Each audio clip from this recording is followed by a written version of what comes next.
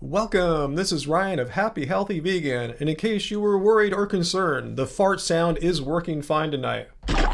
Anyway, whatever time it is right now, for me it's 6 p.m. Pacific time, but whatever time it is for you if you're watching live, I just got started, probably not too many of you yet, but yeah, this is the time we get together and discuss all things vegan. And if you're watching after the fact, like, the next day or the next week, month or year, awesome.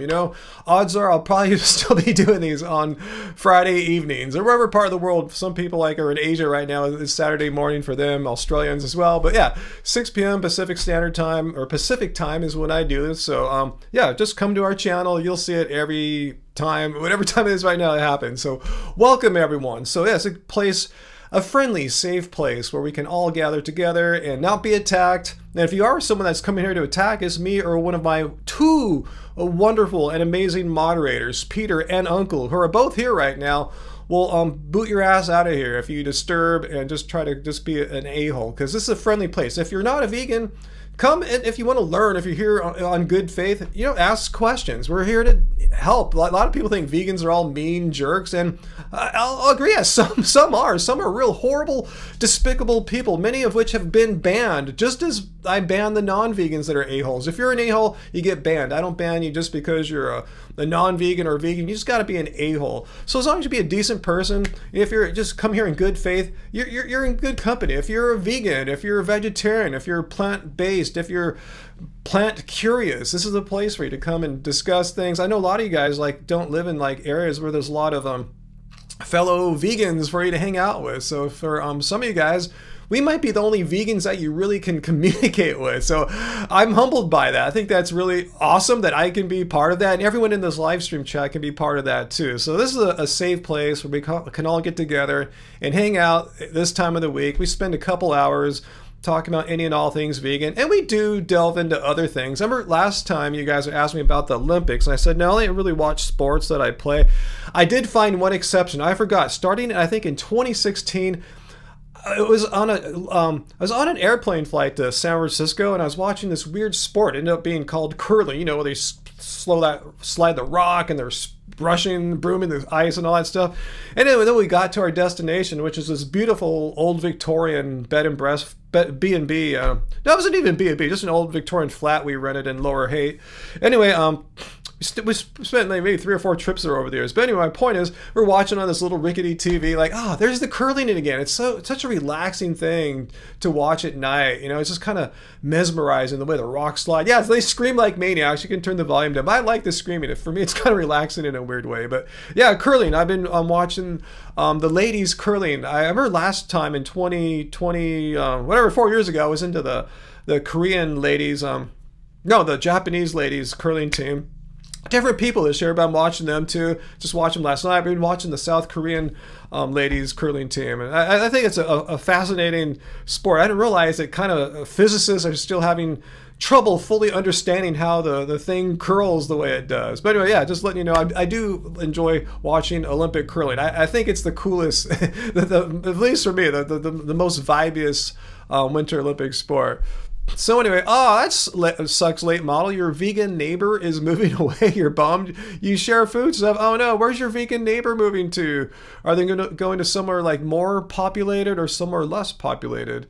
Cool, awesome, late model. Yeah, please, tell people to check out the live streams. It's a chill place for us to hang out. So Peter says apparently Trump is now pushing Roundup on everything. Wow. Well, buy organic, because that you can't have a Roundup if you're getting organic stuff. I didn't know about that. That's gross. And good news is tariffs were struck down by the United States Supreme Court in a 6-3 vote today. So yeah, hopefully that'll be good for the economy in the long run. The stock market took a little boost today at that news. For some industries, they were getting clobbered by tariffs. I saw bourbon makers in Kentucky, a very super red state from what I understand, and they're getting clobbered because you guys in Canada, Peter, were just not carrying Kentucky bourbon, and you guys weren't the only country doing that. So it's just not, it hasn't turned out to be all that great, and I'm glad we can maybe get back to some more decent prices. My fear is though, once prices have risen, companies, corporations, whatever, might not be incentivized to lower the prices back down, but maybe they will. We'll see what happens. Hopefully, things will be a little bit better as far as affordability goes. I got my Baymax here. I didn't bring coldest today. Baymax. Ben has a curling scene. I'm jealous, late model. I just want to just try it out a couple times. I don't think I would like switch from basketball to curling or anything like that, but I would like to go try it out. It looks pretty tough, you know. Anyway, they make it look easy, like all professional elite athletes make their respective sports do. But yeah, I haven't been watching the Olympics either, Carmichael, except for the curling. In fact, I'm just watching the curling on YouTube. I'm just watching like the 8-9 minute highlights of the ladies curling competition. So anyway, yeah, running's fun too, Travis. Yeah, I like to watch running sometimes. I don't watch too much Olympics, but I'll watch running sometimes because I used to run, so I can understand and relate to some running. I never ran like 100 meter or something like that, or 200 meter, or 400 meter even for that matter. So it's harder to relate to that, but still, it's fun to watch. No, I didn't see about that, Fu Manchu. A Swiss dude was bleeding all over the curling pit. What happened? Was there a curling accident? It seems like a relatively safe sport, but I guess if you take a fall, you could totally face plant and get all bloody or something. But anyway, no, I didn't see that. Tell me more about that, Fu Manchu. I'll look for the highlights. But I've been just watching them on YouTube. I haven't watched any Olympics on the official Olympic channel. I was asking my mom about it. I think it's NBC. I didn't know that. Where are the Olympics at even? I see it says Milano. Is it Milan, Italy? I'm guessing. See, I don't really know any of this stuff. I just started watching curling. I'm just reading what's written onto the ice, you know, on the ice court, whatever they call the curling lanes. Anyway, curling could be my cross training. Maybe so, because that whole sweeping thing, that looks like a lot of energy, you know. It looks like a good little workout. You're trying to balance as your feet are sliding on the ice and you're sweeping or brooming or whatever it's called. I don't know the technical name of that. Stub their toe on a rock. Yeah, I think you're having to like dodge the curling rocks, you know, make sure you're not stepping on yours or your opponent's rocks. I don't know what happens. I imagine you probably lose points or that be disqualified or something. But anyway, let's see. Did Heidi join us? Hey Heidi, how's it going, Heidi?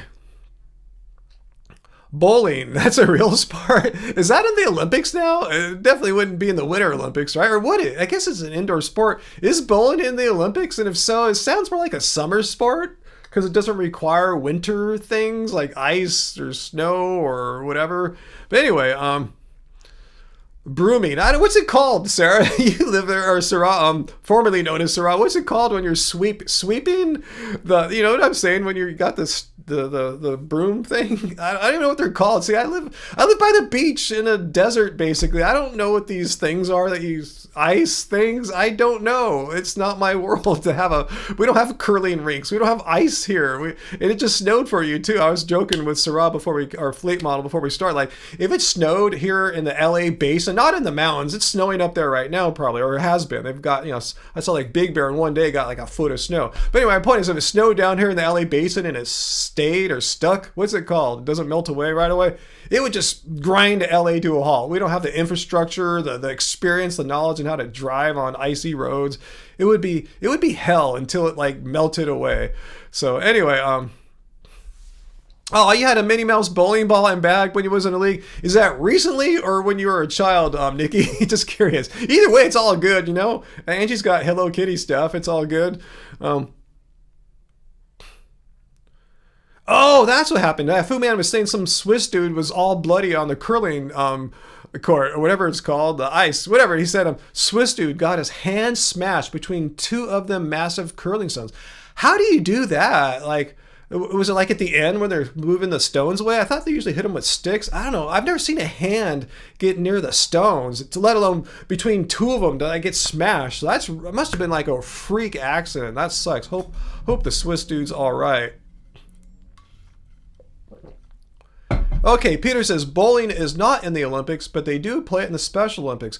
Why isn't bowling in the Olympics? It should be. I mean, like I said, if so, it sounds more like a summer sport, but bowling's not in the Olympics? It should be. It's like a full-on sport. It's like people have been bowling forever, you know? Not forever, but you know what I'm saying? It's been here longer than, say, like snowboarding or skateboarding or surfing and something. I think those are all fine sports that deserve to be in the Olympics. And if they deserve it, I think bowling should be too. Hey, Metalhead, you looked into buying a bowling ball potato gun. I don't know what that is. Like a potato gun that's big enough to shoot bowling balls? I'm totally confused. Let's see. Have I seen the movie Kingpin? No, Peter. The Woody Harrelson movie about bowling. No. I'll look that up. That sounds awesome. Really? There's a Woody Harrelson movie about bowling? Sign me up. Totally. Yeah, I'm totally down. And we just finished binge watching Tom Hiddleston. You know, he's one of my favorite actors, has been for like a decade plus now. Night Manager. I think it's on Amazon Prime. We saw it when the first season came out maybe 5-6 years ago, and it just came out again. We just binge watched it. Hugh Laurie, you know, Dr. House from House, he's in it too. He was in both seasons. Check it out. It's really kind of intense, kind of a little depressing, and maybe a little more violence than I would like, but Angie and I are just in love with Tom Hiddleston, the actor. We just think he's such an amazing actor, and he just rocks this character as well. The guy's so freaking talented. It's insane. And I just love his voice. We both love his accent. But anyway, check it out. Night Manager on Prime, I think it was. Prime has too many freaking ads, though. I remember, God, it's a 2.5-minute ad. Well, gee, I'll go up and I'll get off the couch now and make a peanut butter jelly sandwich out of the powder, not even just pre-made, but out of the powder. You know, put water in it. Still have plenty of time to get back before the commercials are over.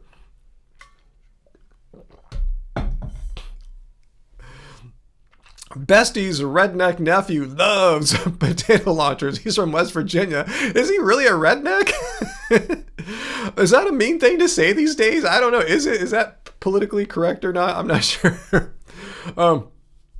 Let's see. Peter says they're bringing back Loki for Avengers Doomsday. Ooh, I don't want to watch any Avengers movies. I mean, I really enjoyed the Loki series on Disney Plus, you know, but I don't want to watch it. I haven't watched really those Avenger movies where Loki's in it.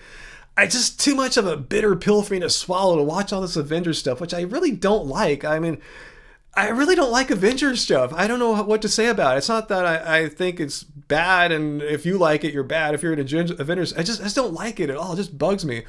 Every time we go to like Disney California Adventure, we just walk right past Avengers Campus. It sucks that they had to rip out Bugs Land and put Avengers Campus there. But anyway, that's cool, AJ. You pay for no ads on Prime. You need to stop paying for that. I mean, sometimes it's worth it. We have a few channels where we don't have any ads. And those are good. Like, a lot of times we just like to drift off, like in our bedroom, and not on the couch, but drift off the bedroom and watch something on our little TV in there, drift off to sleep. And we notice we don't like to watch channels that we have that have ads, like Netflix. Like, no, the ads will just jar you. You'll be drifting off, some cool thing you're watching. All of a sudden, some crazy ads come in for 1.5, 2 minutes, and it screws it up. So, yeah, I know what you mean. But it's kind of, yeah, it depends. Like, some channels, yeah, we just don't watch back there. Yeah, we pretty much kind of watch, like, one of Angie's, like, Asian language channels. You know, she pays for that because you just can't, it's hard to, you know, you just don't get them that easily. So you pay for them, they don't have ads, and we'll just watch some like Korean drama and go to sleep or something like that. Peter, the Marvel comic universe is the highest grossing series ever in history. Well, shows you what a weird person I am. It doesn't appeal to me at all. I mean, when I see Avenger stuff, it's not like I'm grossed out or feel detested. Is that a word, detest? I just feel nothing. I'm just nothing. Like I have no emotion, you know? It's like I'm numb. Not that I am. I just don't feel anything. It just doesn't attract me. It doesn't repulse me. I just feel nothing. It's like when I look at, like, say this baggie here. It's like nothing. I'm not like, ooh, this baggie's so awesome, or oh, I'm grossed out. Actually, I use this baggie to cover one of my microphones here. So that's why I have a baggie handy. It's not for like weed or anything like that, or sandwiches. But yeah, nothingness. It's just kind of like a nothingness feeling. It's not good, not bad, just neutral, you know? So I'm just saying, if you love Avengers, totally cool. It's just me, you know, it's just not my thing. You probably might not like a lot of things I like too. You probably don't like all the Tom Hiddleston movies I like or something. Anyway, Fu Manpu, you played Loki in a high school play in the 70s? Wow, cool. Heidi, did you like my plastic baggy thing here? Anyway, wow, Peter, that's a lot of freaking money, man. Hey, David, welcome. Thanks for joining us. So let's see what's going on here. Baymax. I like Baymax. You know, when I go to Disney California Adventure, I see like Spider-Man flipping around the air in the show. Other people are watching. Ooh, ah. I just don't care. I just walk right past it. I see Baymax doing a meet and greet in San Francisco with his buddy Hero. I get excited. That makes me happy. When I see Baymax out there, this is Baymax, the robot. Anyway, yeah, Baymax, totally cool. Love the guy. Probably the guy, the robot. It could be a female lady, whatever in there. It doesn't have to be a dude or anything, but yeah, Baymax. That makes me excited. That makes me not excited, just happy, joy. It brings me. I don't feel numb or nothingness. I feel more than I do when I see the paper or the plastic bag. Anyway, yeah, give Baymax a hug. Have you seen that? Angie always posts little shots of us me hugging Baymax. That's one of my highlights of my week when we go every week. We didn't go this week or anything, but yeah, that's one of my highlights when I go get my little. Angie and I'll split a chocolate, vegan, oat milk, vegan whipped cream mocha at Ghirardelli with their chocolate coffee, and then yeah, then we go. Baymax is right around the corner. Go say hi to Baymax, take a photo, have a little chat with them, and they know us now. Baymax and Hero seem to know us. Like one of the heroes really likes us a lot. He's like really cool. One time he hugged. Oh, I mean, like we were like blocked out during the winter break, you know, because we have the cheap passes. When we came back, he was so happy to see us. It's really cool. Anyway,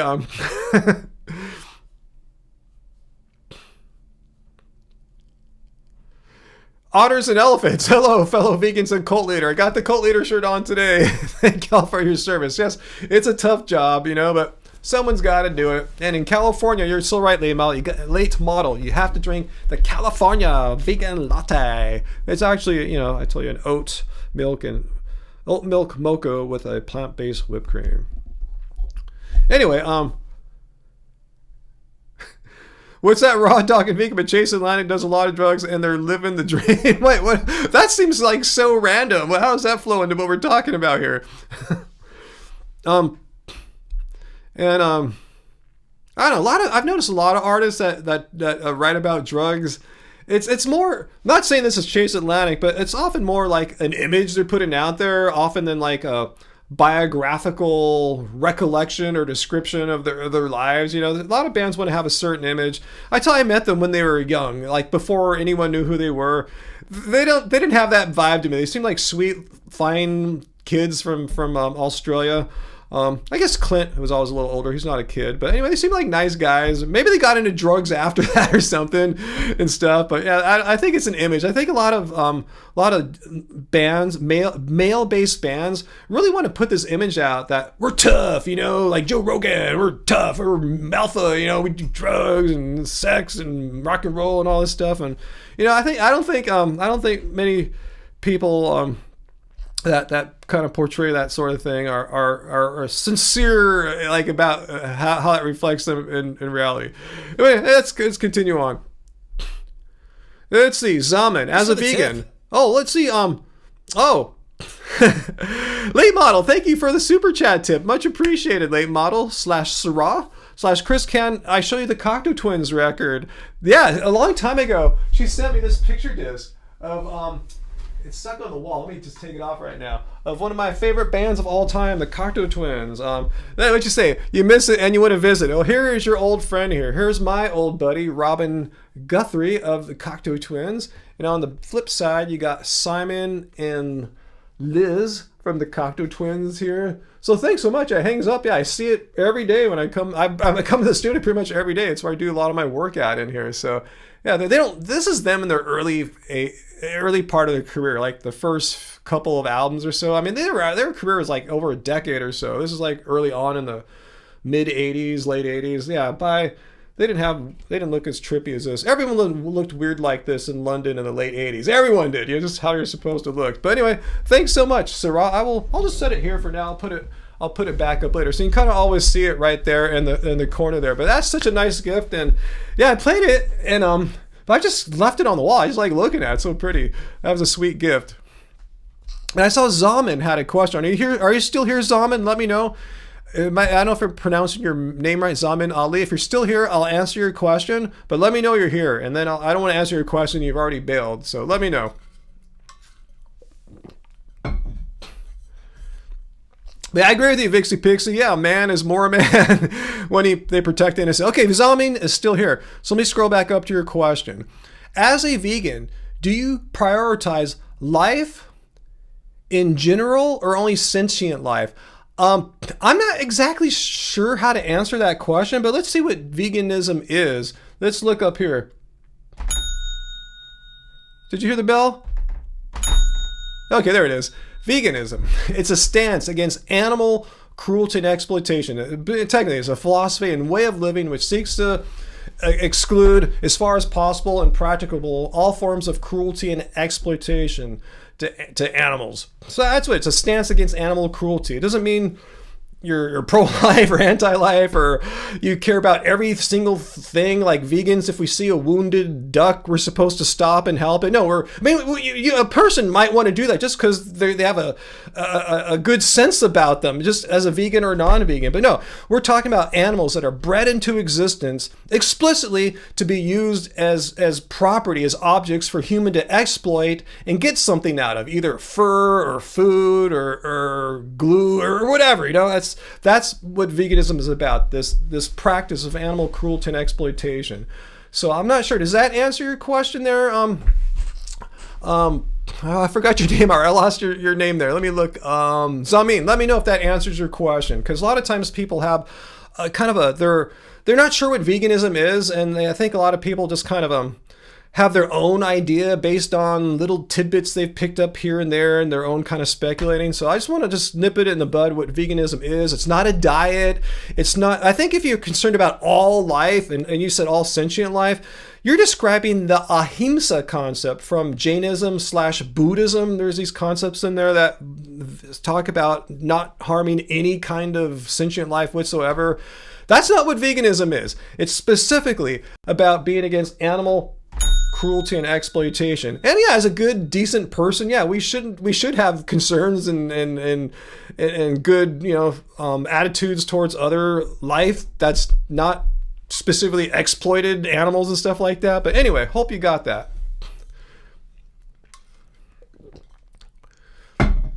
So, all right. David, I thought his question, I don't know, I wouldn't say his question was unspecific, because you're saying try to be more specific to your question. I just think it's a question that, it's a common way of looking at veganism. I think that a lot of non-vegans have, because they don't have the experience that all us long-term and short-term vegans have, where we know what it is. A lot of people think it's a diet. A lot of people think it's an environmental movement. And I mean, that's part of it, but that's not the core. I mean, yeah, it is technically a diet in the sense it describes a way of eating, but it's a way of eating not based on trying to lose weight or something like that. It's a way of eating based upon your ethics and morals about animal cruelty and exploitation.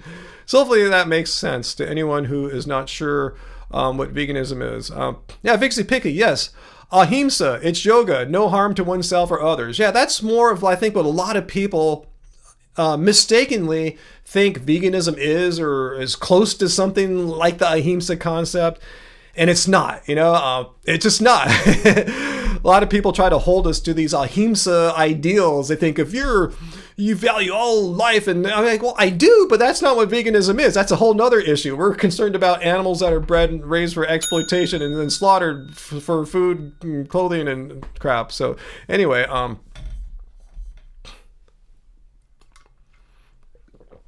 well, Peter, I didn't know about. There's a city in India that shut down every single slaughterhouse within city limits. Awesome. Cool.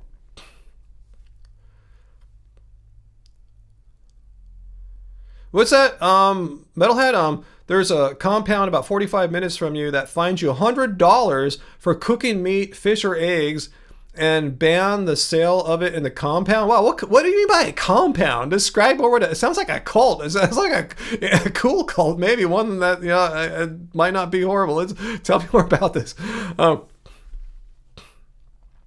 Hey, Produce Not Pills. How come so many yogis aren't vegan? I don't know. I mean, I guess yogis aren't thinking about what veganism is. I guess they don't think that animal cruelty and exploitation are inherently morally unjustifiable / wrong. So I'm not sure why more yogis. The thing is, I guess, why would yogis necessarily have the wisdom to understand that animal cruelty and exploitation are wrong? Doesn't mean just because you're been doing yoga for like 10, 20 years that you understand animal cruelty and exploitation are inherently wrong. It seems intuitively, yeah, it seems like they would think that, but there's no inherent connection there, I don't think.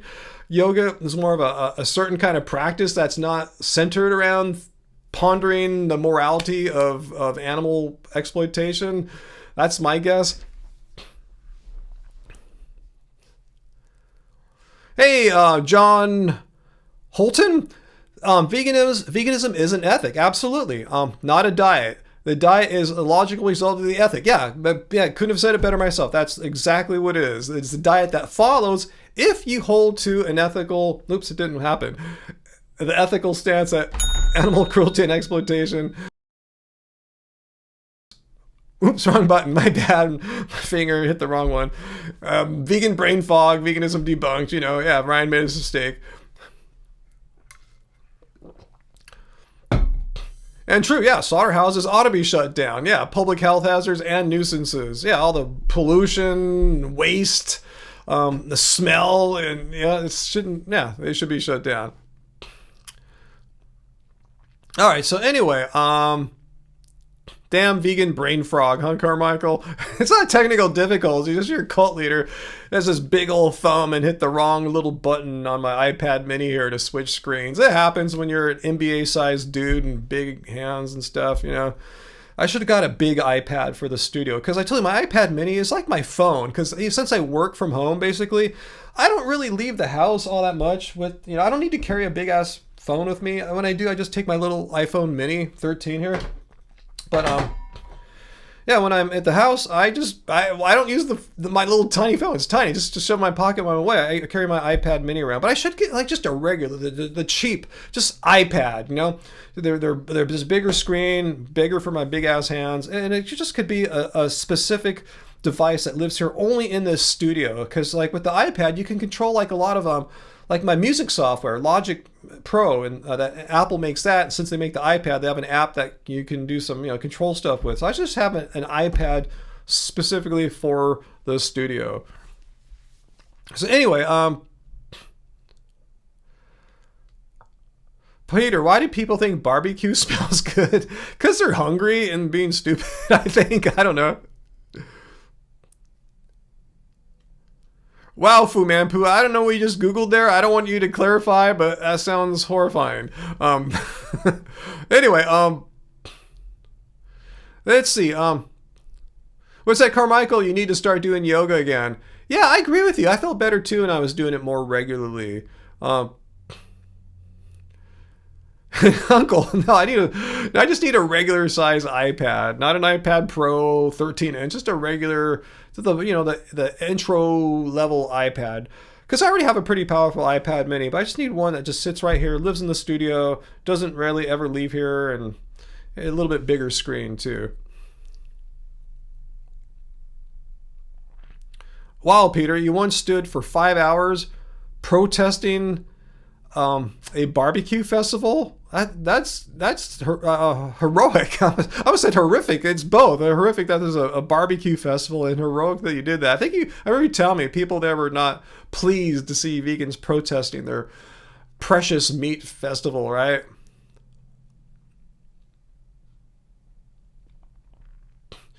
Oh, Carmichael, yeah, it's because your sense of smell, our olfactory senses, are the senses most strongly and intimately tied in our brains to memories like that. Like when you say like, yeah, you smell something powerful like that. Example I remember brought up in school often is like freshly mown lawn. It's really strong and it brings back memories maybe of childhood or something like that. You know, backyard if you had one with lawn got mowed, stuff like that. That's probably why you think that. People threw their barbecue at you. They threw their precious meat at you. Really? That sounds pretty extreme. I wouldn't have guessed that they would have thrown their precious meat at you. That's why they're there, right? For their precious meat and to eat it. Ooh. All right. So anyway, hey Heidi, what'd you see? You saw a pair of cardinals in a tree this morning. So pretty. That must be an East Coast bird, right? I've heard of cardinals my whole life. Isn't that a football team, St. Louis Cardinals or something like that? But anyway, I don't think I've ever seen a cardinal. Maybe they're super rare or they don't come here or something. But yeah, we got a lot of birds that migrate through here. Maybe cardinals are not one of them. That's crazy, Peter. At your barbecue, not the one that you protested at barbecue festival, they had chairs shaped like pigs you could sit in. It was pretty disgusting. Like, where the hell do they rent chairs shaped like pigs for a barbecue festival? And makes you wonder, like, when there's not a barbecue festival, where do these pig-shaped chairs live at for the rest of the year? That's crazy. What's that, John? The vegan groups used to volunteer with would do outreach at Rib Fest. I think that's what Peter went to. And events like that. We gave out free samples of plant-based barbecue to everyone. Wow, what did they think? That's a great tactic. That's brilliant. To not go there and shame them or anything like that. Not to say that's what Peter is doing necessarily, but to go there and actually show them, hey, try this out. It's pretty good. Did people sincerely give it a shot, or were they on the defensive right off the bat? And it could have tasted like, God came down from heaven and, angels everywhere, and they probably would have said, it tastes like shit. Let me know how it went down. How if people gave it a fair shot, and did they give any hey, it's pretty good or what? Okay, cardinals are an eastern bird. That's what I thought. We do see blue jays out here. Okay, that's what you're doing, Peter. You showed them videos of slaughterhouse footage and had microphones with the sounds of pigs screaming. Okay, Peter, did you try to give them vegan barbecue stuff? If not, that might be a tactic for next time. They say the best way to win a person's heart is through their stomach, right? Isn't that an idiom? Anyway, if it's not, it should be one. So I think that's a pretty genius idea there that John said that his group tried. It's worth a shot, if you want to have a different tactic, rather than doing the same tactic over and over again every year. They might say, there's those crazy vegans that are here every year. They do the same thing. Switch it up. Maybe one year do that slaughterhouse footage, and then next year do the vegan barbecue ribs. Go back and forth. Keep them on their toes. Keep them surprised. All right, definitely East Coast. I've never seen a cardinal as far as I know. So, yeah. Yeah, you should look into that. I think that's a good idea. Just like 1 year, go there really nicely. Here, try free food out, Then next year, go and show them the slaughterhouse food. Just kind of alternate it. I think it's a good tactic to not always have the same approach when you're out in public trying to especially at something that could be such a hot button, issue, like at a rib festival. There's vegans there showing slaughterhouse footage. I could see them it's just instantly going on the defensive about it, not listening. So I think if you give them food, though, that changes the equation. It flips it around, and from defensive, okay, I'll try that. I'll see if it's any good. I think it's a worthwhile tactic. Let's see. You did do a thing where you handed out vegan roast for Thanksgiving Day to try to convince people to eat this for their dinner. Thanksgiving. That's a good idea. Yeah, try something like that at the rib festival. Okay, so John, there were a lot of defensive people. I'm sure they're just going to naturally be defensive, but almost everyone tried and enjoyed the samples. So to me, that's a win. Meaning, I'm sure none of those people trying the sample say, hey, I'm going to go vegan right now. Thanks, John, and your vegan volunteer group for showing me the way. Now, but you did plant a positive seed in their minds that they're going to remember, Next time they see vegan activists or see a vegan food product, instead of being immediately instinctively turned off on, you know, all negative about it. They're gonna have a memory. Oh yeah, I tried that vegan barbecue thing at the rib festival and I liked it. They're gonna have a good memory. But this is an important thing too. I want to emphasize so much because there's a lot of a-hole vegans that don't leave positive impressions on people that they're interacting with. I'm not going to name any of these people. You probably can imagine some in your mind. I might be talking about them, maybe I'm not, but I'm just speaking about a category, a type of vegan activist who doesn't think that we ought to plant positive seeds in their heads so that someone will eventually go vegan. They believe that you give them every argument and every fact about why veganism is right and animal cruelty is wrong, and if they don't immediately concede defeat and switch over to veganism, they're an awful person. And the vegan they think the God-given right to the justification to tell them off what a rotten person they are. They're horrible and they suck, and call them mean, horrible, disgusting insults. And you think they're going to go away from that, like thinking, oh, yeah, I might go vegan someday. No, they're going to vow to never go vegan in their lives. Next time they go to a rib festival and Peter's trying to give them a sample, they're going to say, F you, you guys are loco. You know, it's like, no, I hate you guys. So, no, I think it depends what you prioritize as a vegan activist. What's more important to you? Your ego? Winning battles? Feeling good? Like, oh, I won that debate. I'd call that guy a stupid idiot and put him in his place. Is that more important to you? Or is it more important to you to actually make a person want to consider going vegan? If not right then at that very moment, at least in the future, be open to it. Even maybe be, positive to it. But I see too many people whose egos are too big and they lose sight of the plot, what it's really about. It's not you, it's not them, it's not for you. It's for the greater cause of animals not having to be bred into existence so they can turn to a hamburger or a rib dinner. Fu Man Poo, how about them Dodgers? I don't know, ask Late Model.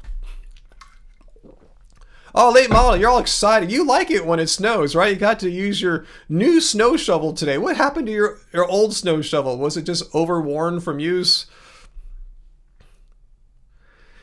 Gary said the worst people are the vegans who quit. Well, I'd like to see his argument for that. Gary has said some really radical things, Peter. You seem to have a good mental filing cabinet for all these like extreme things that Gary has said. Like before, like a couple weeks ago, I didn't really know too much about Gary Yourofsky. I know he made that video, the greatest video you ever see, or whatever it is, something like that, I knew it was a big deal, so I respected him for that. I know he's a kind of well-respected person amongst like many vegans and vegan activists, but I have to admit, I really don't know much about him. So if you're watching this, Gary, if there's some Gary stan trying to say, look at Ryan Happy, healthy vegan speaking shit about you, I'm not. I'm just saying, I'm just telling you my honest about my acquaintance with him. I have none, and I have basically really little knowledge other than stuff that Peter's been telling me. And it's kind of disturbing if all this stuff adds up. And Peter has sent me the receipts. Like when I was skeptical when Peter said that Gary's one of those vegans that wants to kill all the animals that eat meat and stuff like that. I go, oh, he's one of those? No, he can't be. And Peter sent me some interview or quote or something like that. And it seemed authentic, so wow. I don't know. I don't know what to say. I'm not going to diss a vegan activist, but I really think vegan activists really, again, should think about what they're doing, how does it come across? How does it look for a vegan activist to say, yes, I want to kill all the lions and tigers and eagles and bears and all around the world. I want to have the biggest mass extinction since the asteroid that hit Earth 150 million years. I want to just, I want to, it's like, no, that makes you look like a maniac, So I think vegans should really, don't lose sight of the plot. Do what you can to help with this cause. Animal cruelty and exploitation. That's what veganism is. Veganism is not asking you to kill all the lions, bears, and tigers, and eagles and stuff like that. That's just Looney Tunes. That's just like, no, that's not what you're supposed to be doing. We're trying to control what humans do to animals, treating animals as property, as objects to be exploited for human gains. Not what animals do out in nature. That has nothing to do with what's going on here. And if someone wants to come here right now and tell me why I'm wrong, I'll listen to you because I know the rebuttal to what you're probably going to say. So if you want to say it, go for it.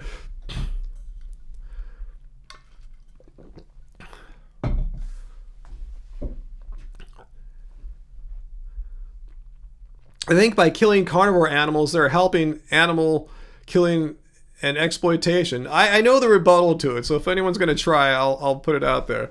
Anyway, Fu Man Poo, red is your favorite color? Oh, speaking of red, thank you guys. I was thinking of the beautiful red wine I discovered last Saturday night for Valentine's. So thank you, AJ, and who else? A few of you guys. Yeah, Vegan Jordan, AJ, and Luciano. Thanks so much last week, you guys, for your super chat tips, because yeah, we went to have a I told we had a Valentine's dinner. I don't like to give details about where we're going. I don't want people to target me or try to break into my house, security reasons. I like to see where I'm going, but I'll tell you now, it was a week after. We went to our favorite vegan Italian restaurant. A lot of you guys probably could have guessed that too. And here in Long Beach, walked there. Yeah, we had a 3-course vegan meal. It was, and there were 2 courses you could choose from. So there were 2 of us. We just got everything on the menu, basically. We each got a course. Had 3 wine pairings with it. And I never tried an Italian wine before called Lambrusco. In fact, we had a dry Lambrusco for the main 2nd course and a sweet one for the dessert. Amazing wine. I never thought red wines were like refreshing, like a white wine could like a good white could be. So that was fun. I'm always learning something new. I think that's important as you get older, not to get set in your ways, but always keep your mind open. I'm learning so much about different foods and different wines over the past few years, and a lot of it has to do with this great Italian restaurant in our neighborhood. I'm so happy that the owner, Paul, not only is he really into like making great Italian vegan food, he's also a big wine person too. He knows a lot more about wine than I do, so I learned a lot from just chilling and chatting with him. Hey, thanks, Carmichael. Thank you. This worked perfectly. Thank you for your super chats tonight, Carmichael, late model, and yeah, thank you guys. Thank you so much. Let's see. What's that, John? You remember Yurovsky did a video once with Bite Size Vegan? Yeah, I think they're friends. I thought they live in the same area or something like that. And Vegan Black Metal Chef. I miss Brian. He used to live out here for a while. And not here, but like in Southern California. I understand why people disapprove of him. You're talking about Yurovsky. But at the same time, the struggle with misanthropy is real. Let's see. Misanthropy, the hatred of humans. Yeah, are you talking about like Yurovsky having that and therefore it affects his philosophy or what? But thanks, Carmichael. Thank you for the super chat tip. Wow, late model. I have done something that you've never done. You've had such a I'm not sure what the right word is, the adjective. Just a bountiful life. A lot of cool things have happened. You've never been to New York. I can't say I've really spent a lot of time in New York. I've just kind of been there twice, both times passing through. One time was like, I played, did an East Coast tour, Love Spirals Downwards in 1996. Yeah, New York was one of the stops there. I had a great time. It's cool, like seeing places like just not close all night. That was cool for me because I stayed up all super late back then. But anyway, but Bestie is 5th generation New Yorker. Oh, he's East Coast. Oh, okay, wow, didn't know that. Oh, okay, you know about Lambrusco. I had never had Lambrusco before, AJ. Seriously, guys, if you never had a sweet red wine, and it's not sweet like soda or something like that. It's just appropriately sweet, like a I don't know, like a good like Italian white wine could be. But it's red. It's super delicious. In fact, I was thinking about going back one day, maybe having brunch, spitting their little egg sandwich thing, and sharing a Lambrusco this weekend one day. Maybe it was so good. But yeah, age or late model. Yeah, I'm with you. New York City, me and Angie both say no. It's not us at all, and you're with us too on that. Yeah, just no. It doesn't align with my values, what I look for in life and stuff like that. It was a fun place to pass through and visit. I'm glad I've seen it a couple times. I have no interest in ever going back to New York, but if I end up back there just to visit or something, cool. But I have no plans to go see New York again. Yeah, your head would explode, sensory nightmare for you. It's funny how I thought that would happen, but I handled it all right, But yeah, I can see. Yeah, I have that same vibe right now as you're having for it.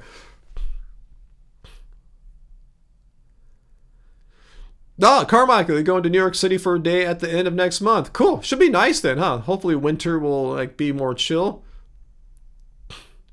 What, Peter? Gary said that people who eat meat are just as bad as wife beaters. How do you compare two things like that? Like, really, how do you add up? Like, eating meat gets a 9.3 on the naughty list, and same with wife beating, that's a 9.3. I don't understand how you... That's a problem. I don't know if Gary knows it or not, but usually people that make claims like that are following some kind of like utilitarian ethics where you kind of calculate good and bad somehow and weigh it all out. And it usually leads to really weird. I really don't like people who follow utilitarian consequentialist ethics. I mean, they might be decent people and stuff, but I don't really like the conclusions that their philosophies often end up leading to. Sometimes their conclusions are all right, not that wacky and zany, but these are the ones you hear about. Oh, all the carnivore animals should be eradicated from the face of planet Earth. Those are people following these utilitarian consequentialism type of thinking. You never find like deontologists, more of an ethics that I follow. You don't see deontologists ever concluding that all the animals should be killed. Strangely,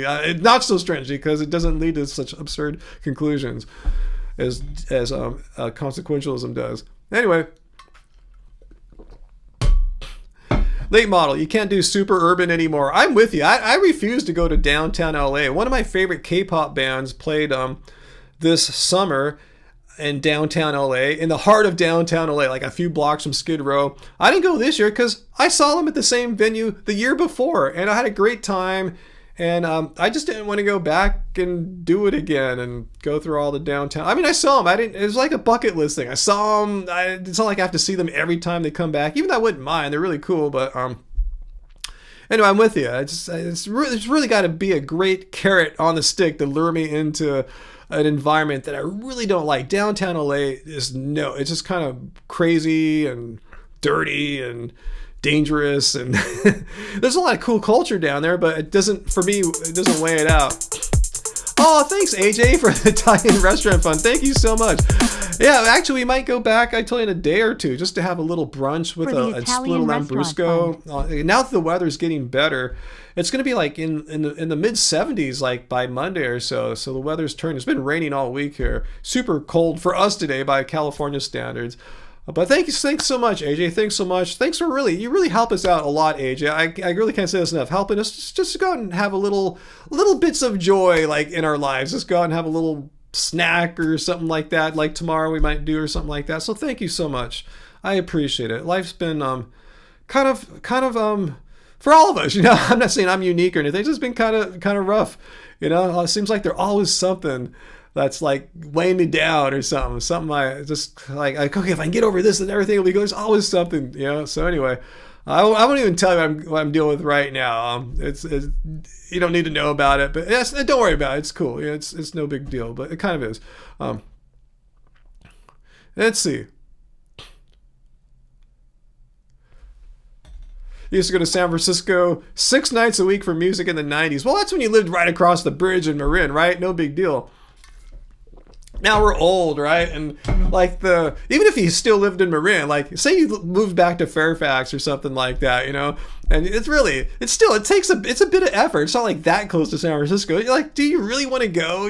I could see if I lived in Marin County, I could see me going into the city maybe like once every month or so, like just to go to a restaurant that I like in there, or go to something cool, like, a record store or wine place or something like that once in a while. Little things like that, just little. And then I might not even drive. You just take the boat thing. I forgot what it's called. The ferry, take a train or whatever. I wouldn't want to drive that much in the city, but Caltrain, whatever it takes. But yeah, before you moved, you only went to the San Francisco for Giants games. Awesome.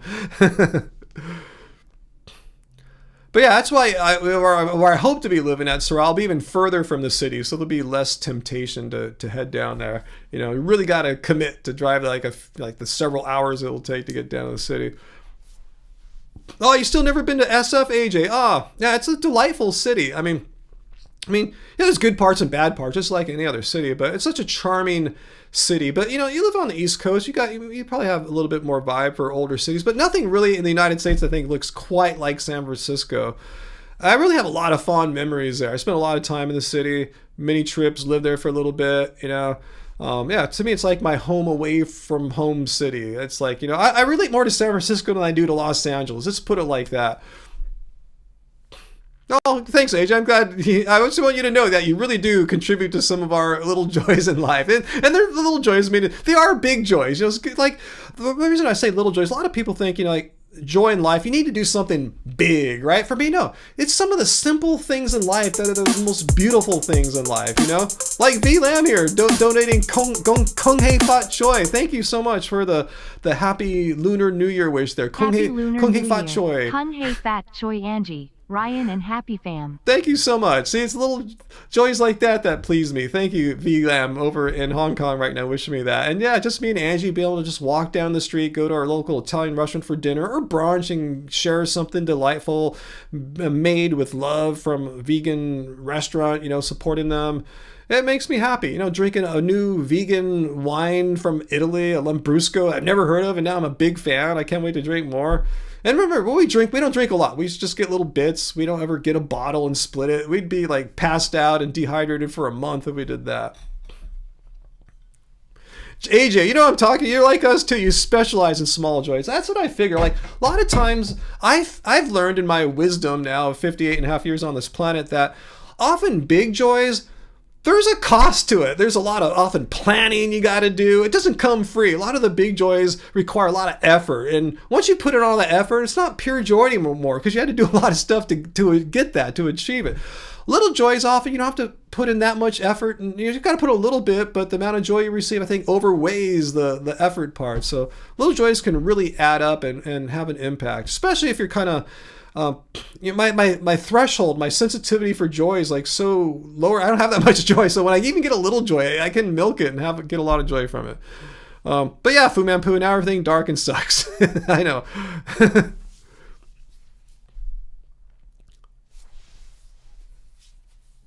What's that late model? Heading into SF, San Francisco could be a racket, traffic in the tunnel and bridge. Exactly. Yeah, unless you're coming from the south on the peninsula, the only ways to get into San Francisco are like bridges, tunnels, stuff like that. Oh, wait, where's the tunnel? Wait, let me think. Where's the tunnels? I can think of the Golden Gate Bridge and then the Bay Bridge, and there's other bridges further south than that. Where's... Yeah, I know. I've heard them get called bridge and tunnel people. Or are you thinking of BART? Huh? BART goes through a tunnel. The Bay Area Rapid Transit. Yeah. Did they say that when you lived up there, bridge and tunnel? Anyway, I've heard that term from up there. I never really thought about what the tunnel was until right now.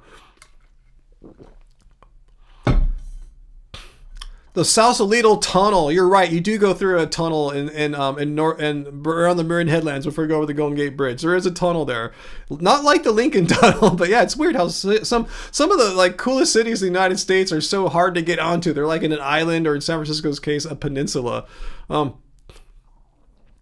Oh yes, Nikki. Yeah, I did hear about the Disney timeshares.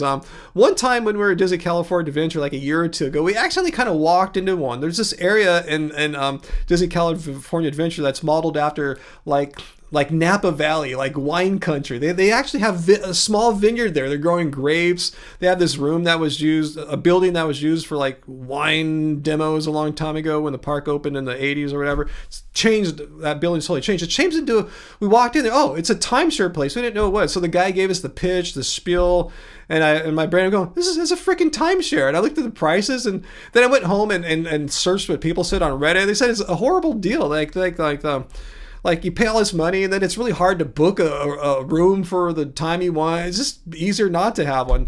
And what sucks is you're paying every month for maintenance. Even though you're not living there, you're paying like hundreds of dollars to not go there as they maintain the property. It just seemed like, wow, I guess if you're ultra wealthy and money's kind of meaningless, I guess it's cool, you know, but no. It sounds like a horrible deal. I'm all about deals. I'm not into like burning money for giving my money to a corporation unless I'm getting something in return of value.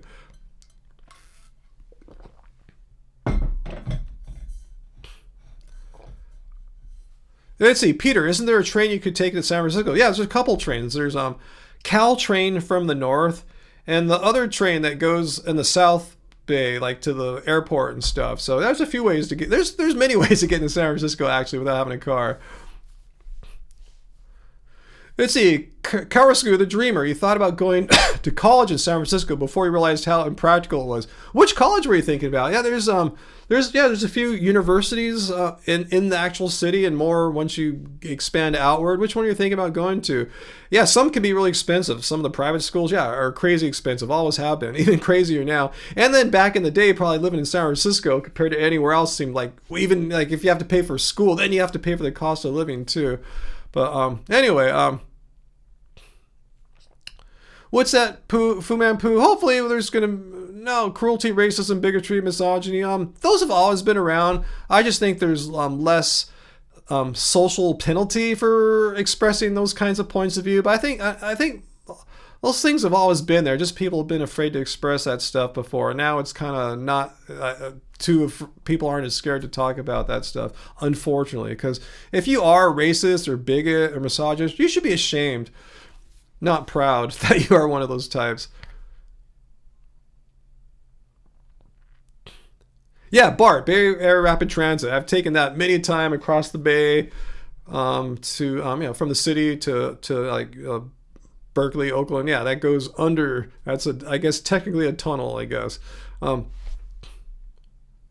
Let's see, Uncle. Now, I haven't been to Trader Joe's since I just discovered Lambrusco like 6 nights ago. So Trader Joe's has a Le Grotto, Lambrusco, Reggiano. Have I ever tried it? No, I'll check it out. Yeah, I did find a low alcohol white wine. I forgot what kind. It was an Italian one from Trader Joe's. I think it was a Pinot Grigio or Pinot Gris for like $7.99, like 7% alcohol. I like that. Just chill for sipping with some food. But I'll look for that. I'll look for some Lambrusco too. Oh no, rents are back up to high peaks in San Francisco. Really? Huh, I wonder if the AI boom has made them go back up. Because I know the prices were cooling down. Especially as people start doing more remote work and more tech workers are getting laid off and stuff. But I know San Francisco is the heart of AI. I mean, that's where, open AI started and all the offshoots from that. They just set up shop in a different building in the city, like Anthropic and stuff like that. So anyway, wow, too bad. Oh, I'm never going to live there, so it don't matter. Okay, there's your college there. The California College of Art for Illustration with a minor in comics. I think I've heard of an art school. Is it in downtown, the downtown side of San Francisco? Don't know if the college has been taken over by AI classes though, but yeah, it sounds like a private college, super expensive, and you may have made a wise move to not do that, so you wouldn't have had like student loan payments that would have taken you like decades to pay off possibly. That sounds super expensive for the tuition, super expensive to live in the city. So yeah, it's a lot to take on as a young person trying to get started in life. You get the education, then immediately have to pay back all this freaking money for decades. It sucks, Anyway, okay, people are back to the office. I've heard more corporations are forcing people to come back, so rents have rebounded. I thought though San Francisco was experiencing a commercial real estate collapse. Correct me if I'm wrong. I don't think it's recovered that much. I just saw just commercial buildings. They're not filling them up anymore. There's talk, hey, we got to try to convert some of these to residential because the housing shortage and all. Let's see, Fu Man Poo, you retired thrice. The last one stuck. So you're retired now? I thought you said you quit your job, so you officially retired now, Fu? Let us know what's going on. Heidi, facial phenotype AI is so interesting. Oh, tell me more. I don't really know much about facial phenotype AI. Is it where it just can digitize your face and you, clone someone basically, make their pretend you're someone else or something like that? That sounds great, AJ. Your kitchen smells good. You're baking bread. Hey, I had chili already. Angie made us a big freaking pot of chili before we started. So I'm pretty full right now. But yeah, our house smells like chili right now. Yours smells like bread, though? That's cool. We haven't baked bread, I think, ever here. Oh, Nikki, that is so sweet. Going to sleep early. So we just listen while falling asleep. That's what I do with some Korean drama about the Joseon era in the background as we're drifting off. So I totally get that. Yeah. Hopefully, no commercials will pop up for it. They shouldn't. I've set our live stream to not have intermittent commercials, which I You don't see them, right? Because I specifically went in there and said, no, don't turn them on. Because I watch other live streams and like little ads will pop in randomly every 10, 15 minutes, right? Let me know. You don't see ads on my live streams, right? Because I don't want to subject you guys to dumb ads. I'll make an extra 5, 10 cents on a live stream and you guys all have to suffer through stupid ads. I'm not going to put you through that. So let me know if you I've never asked you that, but let me know. You guys do not see ads on my live streams, right? I've never thought to ask you that, but I'm just making sure that the extra diligence I've done to make sure that doesn't happen, make sure it doesn't happen. All right, no ads. Awesome. Thanks for letting me know. That's what I want to hear, that it's actually listening to me. It's following my instructions. I'm just saying, if I have like 50 viewers right now and you guys all click ads through 2 hours, maybe I'll make 10 cents or something like that. It's like, I'd rather not have to make you guys suffer so I can make like a 10 cents or 25 cents or so. It's just stupid. YouTube's making money and what am I going to do with 10 cents, or a quarter? Anyway,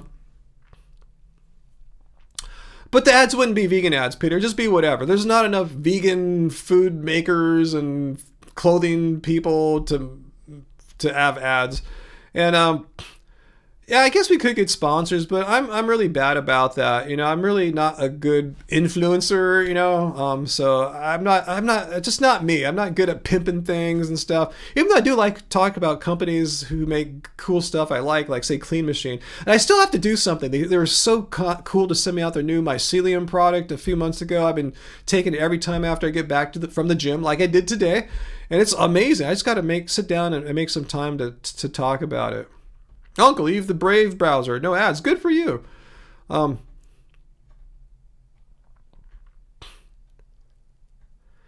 Yeah, I wish a lot of things I do believe in, but a lot of times those companies don't reach out to me. Like Apple. I like Apple products. If they Apple, I'll but they don't do that. They wouldn't reach out to some guy that gets like, has less than 50 live viewers right now on his live stream. I'm not like an important influencer.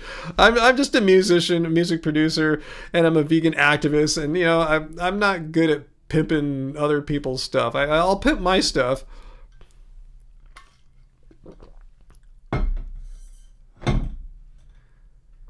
Oh, okay. Thanks, Heidi, for describing what AI and facial phenotypes is all about. Yeah, I wasn't aware of that application. I mean, there are some really cool applications for AI, I think. There's a lot of really stupid, lame, useless applications for AI, like how people think they're talking to God or they think they're talking to a sentient being of some kind. I mean, those are just no. It's like a hammer. You can build a house with it. You can kill someone with it. You can shove it in your mouth and lick it. It's all useless, like good, bad, or stupid. There's all sorts of things you can do with any tool. And that sounds like a great application there, Heidi. Carmichael, am I a smoothie guy? Yeah, when I go to the gym, that's what I do. I come back and make my big banana smoothie. Spirulina, I probably tried it a long time ago, Uncle, but it's not part of my regular stuff I get. It's a long time ago. It's like green, right? Like green chlorophyll-y kind of powdery thing. Been a long time, maybe 10 years since I've ever had any spirulina. That stuff's kind of expensive. I just kind of pick and choose my battles what I want to spend money on. Oh, it reminds me, I got to order some more vegan vitamin D from Clean Machine using my Happy Vegan promo code from ages back. So I'm going to do that this weekend because I'm getting low. I maybe have like 4 or so capsules left, and I'm consistently taking these 4,000 IU caps every day. Been doing it for about 2 months now.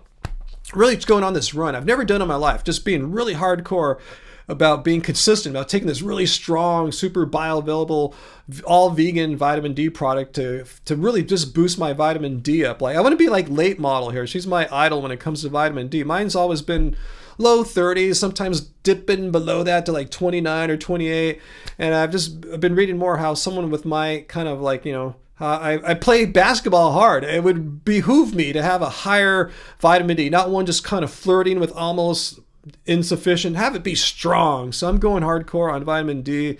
I've never really gone hardcore with vitamin D like I'm doing now with a super bioavailable one. Getting my blood tested in April. See how it goes. I want to see at least a 40, if not a 50. We'll see. And yes, Fu Manpu, we definitely do not dig Nazis. They've never been cool. For some reason, there's more Americans now than ever before that think Nazis are cool. But no, Nazis have never been cool. They suck, always have, always will.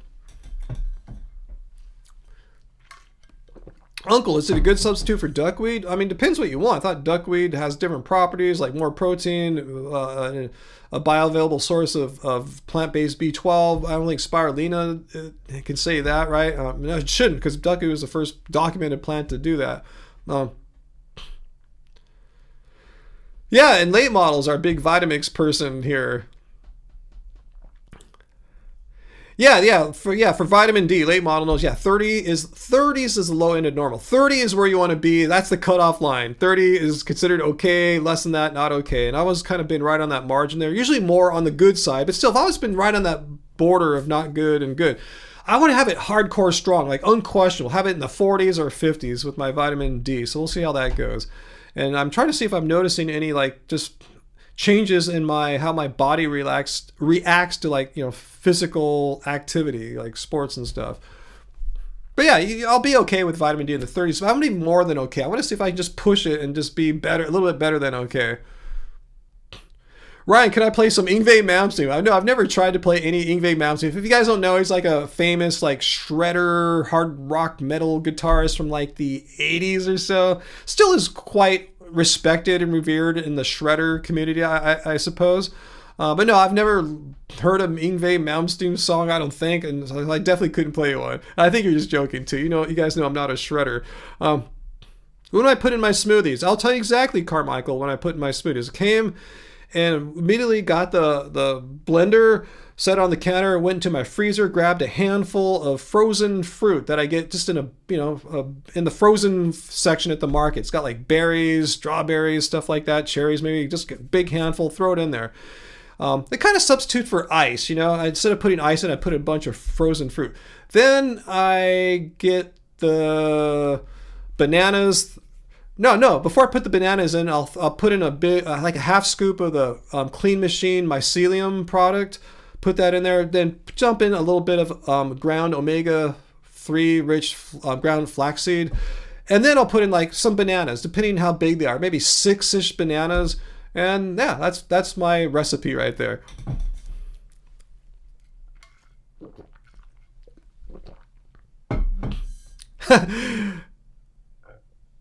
Okay, Fu Man, yeah, you won't get timed out if you go off on Nazis, but this is not the forum for that kind of discussion, though. You know, it's a vegan live stream.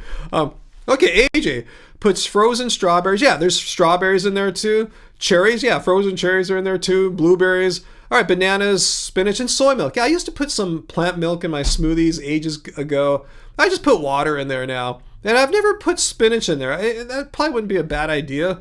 Yeah, make it a little more green. Yeah, Heidi likes that. Yeah, it's a pure fruit smoothie.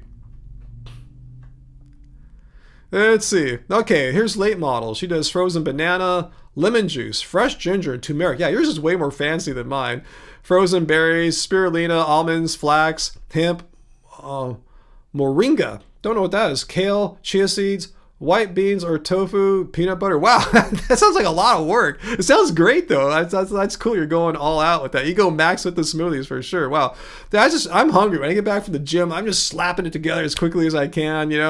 From the moment I start putting the frozen fruit in to the moment I'm grinding it, blending it, 2-3 minutes tops. Because I'm hungry after I get back from the gym. That sounds good, Heidi. I haven't had a smoothie in a while, but ones with cherries and almond butter and cinnamon. That sounds delish.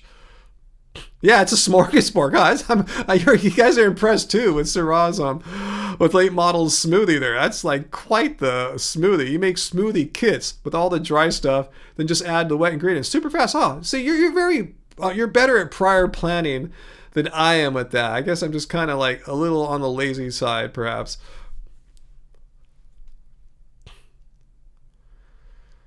So anyway, let's see. God, we haven't talked too much about vegan stuff. Where was that guy that was asking about the definition of veganism earlier? I told it to him. He was asking about, do I value all sentient life or what have you? Then he split. I thought he was going to engage me a little bit on that.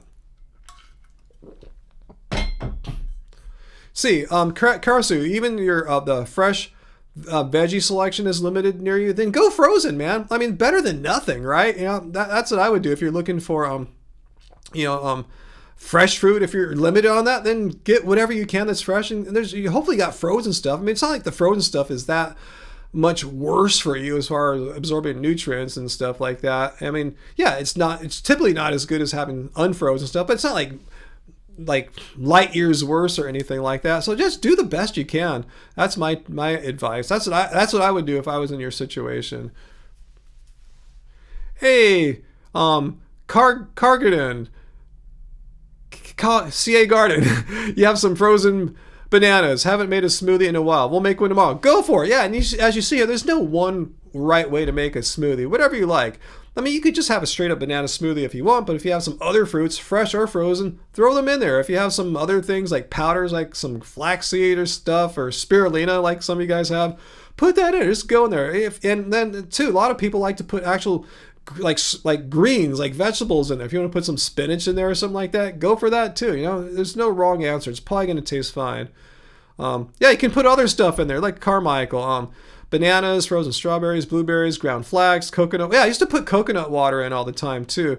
Little soy milk, you could do that. Cacao powder, I think I did that a few times in the past. Oats, date syrup. Yeah, there's so many ways to have fun with it. But you're right, John Holton. Yeah, Malmsteen is a good guitar legend. His vibe and style don't align with my kind, and that doesn't make him bad or me good or anything like that. It's just different kind of a aesthetic and alignment as far as what kind of music I prefer to be in, like make or listen to. Anyway, but yeah, I know exactly who Yngwie is. V is actually right now having a smoothie made with broccoli, blueberries, and flaxseed right now. Awesome. Sounds delish. And yeah, Uncle says, yeah, if you're going to just smash it up in a blender, frozen is probably even a better option than getting fresh, or at least as good as. The frozen's so convenient. I said, just get that bag out of the freezer, grab a handful of frozen fruit, throw it in the blender, move on to the next fruit I'm going to put in, which will be the bananas. Wow, you make a dinner with the like that? Late model, let me see. Green shake with spinach, celery, carrot, tomato, purple cabbage, red bell pepper, and jalapeno, like a whole food V8. Wow, that sounds fun. I've never thought to do something quite like that. I mean, there's something in the Keep It Carb Baby book that's a little bit like that, sort of, but that sounds cool. No, Peter, I was not aware. There's a Not How to Die documentary. Dr. Greger out right now. Good, awesome. How come I haven't heard about that? I haven't seen any posts on social media. Yeah, you're leaving us, Carsey the Dreamer. Thanks for being with us here. I don't remember seeing you for a little bit, so thanks for coming back. Hopefully you won't be a stranger around here. Yeah, it sounds like you get your veggies in, late model, for sure. 100%. Good for you.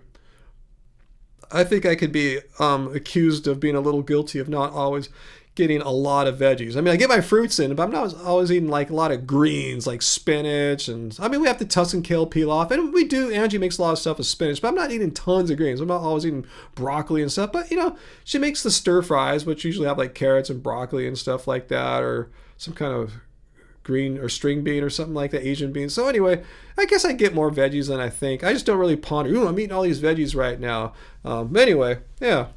Because I'm thinking I might be relying too much on like starches, like, potatoes and grains and legumes, But we always put veggies and stuff on top of that usually.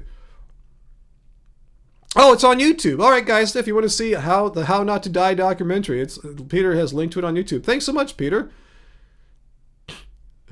Late Mod, you love raw and cooked. That is blasphemy. How dare you say that? How dare you say you can love eating food that's been heated over 118 degrees, especially for extended periods of time? All the nutrients have been completely denatured and destroyed, and you're eating basically cardboard and rocks. How could you do that? You're going to die.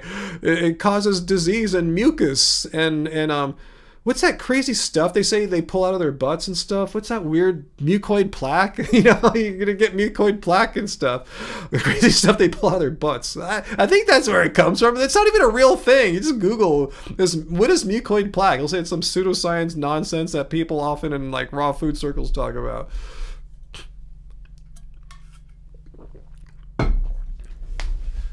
But that's a good philosophy, late model. Yeah, if you if your stomach is filled up with good stuff, you're probably not going to get hungry and crave bad stuff. So yeah, it's like fighting a fight before the fight happens. Like, didn't Mr. Miyagi say the best way to avoid a punch is like no be there or something like that? It's kind of like that. Fu is missing out about the mucoid plaque. Talked about stuff coming out of your butt, you know. That's right up his alley. Anyway, Carmichael, raw foods are great, but why stick only to raw foods? That's my point. There's nothing wrong. I eat tons of raw food. Late model eats tons of raw food, but why just limit it to that? It's not like cooking your food has been shown to kill you. It's not like it's been shown, hey, if you eat your broccoli raw, all these wonderful things are going to happen. But as soon as you like steam your broccoli, you're going to get all these diseases and die prematurely. No, there's no science like that. That's why I said there's no point on being 100% raw. There's actually, unless you're doing it for some kind of spiritual reason, you want to reset yourself, some kind of cleanse. Okay, I get that. But as far as being vegan, the animals don't give a crap. All they care about is, you know, you understand that they're beings with inherent moral worth, and you're not consuming them. But as far as like, it doesn't like make veganism stronger. Than it's like, you know, if you're all raw, and it doesn't make you necessarily any stronger if you're just eating all raw too. So yeah, it's nothing. I'm not against it. I just see no actual point in going through all the trouble, and it is a lot of trouble because I tried it for like 6-8 months a long time ago. It's work. It's like a full-time job, having all the food ripe at the right times, and it's a pain in the ass. I saw no benefit from it. I was like, ooh, I'm healthier, I'm more athletic and stuff. No, I got hungry all the time and stuff. I lost a lot of weight without even trying. I thought I was like I was eating all these big smoothies and stuff. No, I was like, I'm 6'5.5". I was down to like the low 170s, like 172, 173 pounds. I'm like 198, 199 right now. That's a good weight for me because that's like a BMI of like 23.7 or something like that. That's great. You know, I was too light without even trying. It just shows you something weird about that way of eating that makes your weight drop like that. I said I wasn't trying to lose weight at all. I was the last thing on my mind. I was trying to eat a lot. So anyway, yeah, potatoes are amazing, right? Exactly. Like, show me the science that says that eating potatoes or legumes is going to kill you. In fact, the opposite's true. There's so many studies that show that a very strong association with longevity, living a long time, and eating the God forbidden cooked legumes, cooked beans. Oh my God, you know? So anyway, you're only super light when you're running. I guess I was running a lot back then too, so I was probably adding fuel to the fire, so to speak.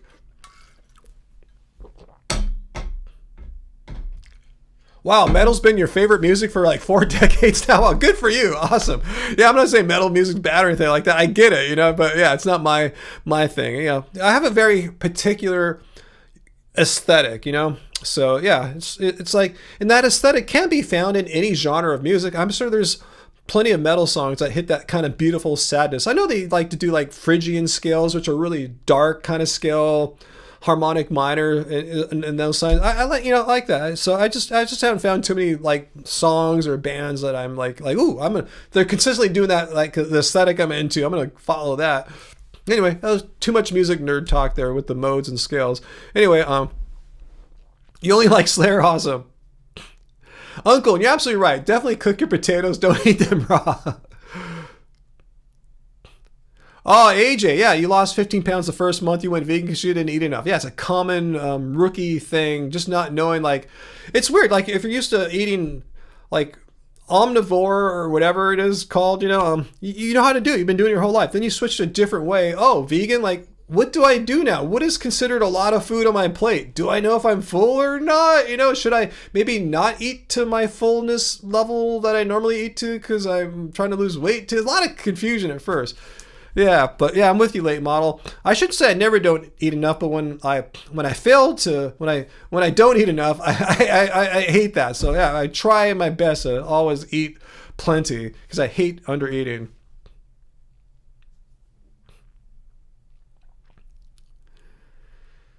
What's that, Carmichael? Plant-based News released an interesting video today about praising people making more plant-based choices rather than berating meat eaters. That's what I've been saying. He stole it. Fucking Klaus stole my shit again, man. That's what I've been saying all this time. Yeah, instead of being a dick to people who aren't vegan, you want them to leave your interaction with them as a vegan activist with a positive memory about the experience, rather than, wow, what a freaking a-hole that vegan was. You know, that you want them to actually want to go vegan. Remember, it's not about you and your ego. It's about having them understand, or just having people be open to a vegan journey eventually, hopefully, rather than shutting the door on them hardcore and they'll never consider it. You're doing the opposite of what you think you should be doing. It blows my mind how people don't see that. Anyway, but thanks for sharing about that.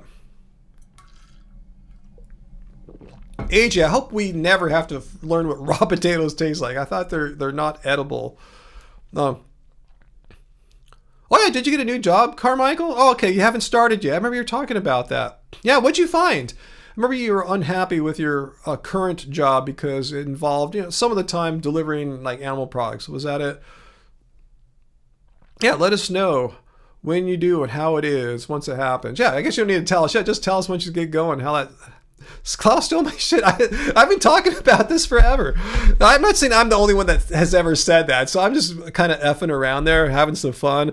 But I'm not accusing Klaus or anyone there of stealing my shit. But anyway, I've consistently been saying this for years and years. It's not like something I just made up or anything like that. I've been saying this for years after seeing so many vegan personalities, vegan influencers, who to me seem like a horrible example to put out there as like a face of veganism. Like, people are just rotten people. They just happen to be vegans, It's not that veganism made them that way. It just they happen to get popular. And then a lot of people are like, oh, all vegans are mean a-holes like that dude or lady or whatever.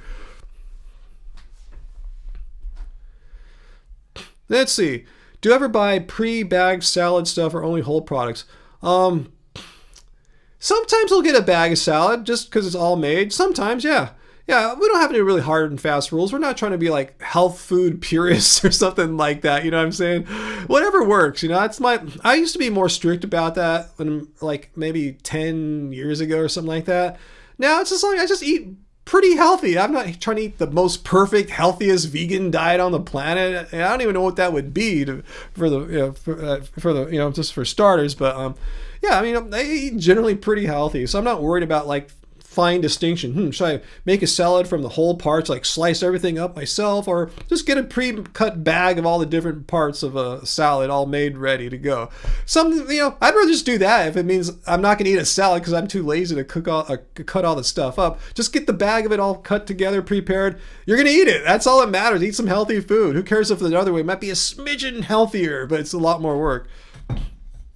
But yeah, freshness is an issue. That pays to actually be able to go to the store, not have like Instacart deliver it for you. You want to see like how fresh it is. Look at the expiration date. Actually look at the inside the bag. They're usually clear. See how fresh the stuff is. And yeah, how long will it last when you get it home too? But yeah, I think again, most important thing is just be practical. Just eat it. Don't worry about splitting hairs. Just eat the freaking healthy, good food. It's simple as that. A lot of people make it so complicated. Just eat it.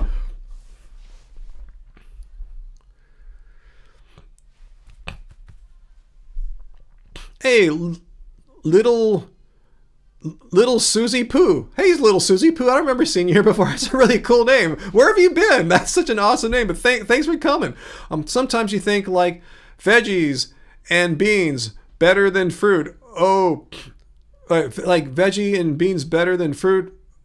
Oh, gluten-free pasta too, law. Not sure what you're saying there, but are you saying like you're like sometimes overlooking the fruit because you're getting the bulk of your calories from the starches and stuff like that, which is common. I'm not eating tons of fruit every day, but I pretty much start every day with a banana. It's a new habit I got into after my the UTI that I had late November, early December, when I was trying to build my microbiome back up after having to take antibiotics for like 7 days or something like that, 5 days. Anyway, my point is, there's probiotics, which I was taking after that, but also prebiotics, which is simply certain foods help encourage like good microflora growth. And bananas is one of them. Yeah, it's one of my foods. I'm the crazy banana guy from the past. So yeah, I just started a new habit, just eating a banana every morning, take my vitamin D and a vegan omega-3 pill or supplement in the morning. That's how I get started.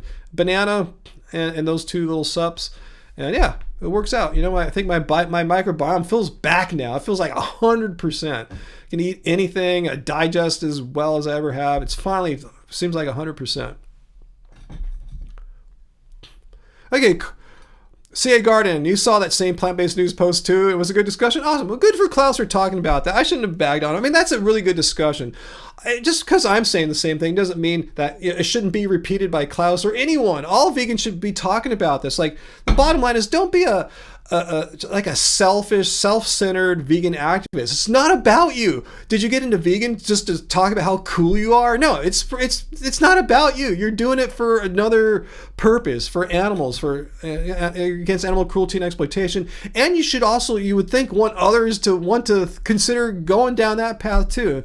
And it's not productive to like treat people who are not vegan, particularly the ones you're trying to have a discussion or debate with, and treat them like they're rotten, horrible, disgusting people. It's a horrible tactic if your goal is to make them leave the conversation with a positive attitude about veganism.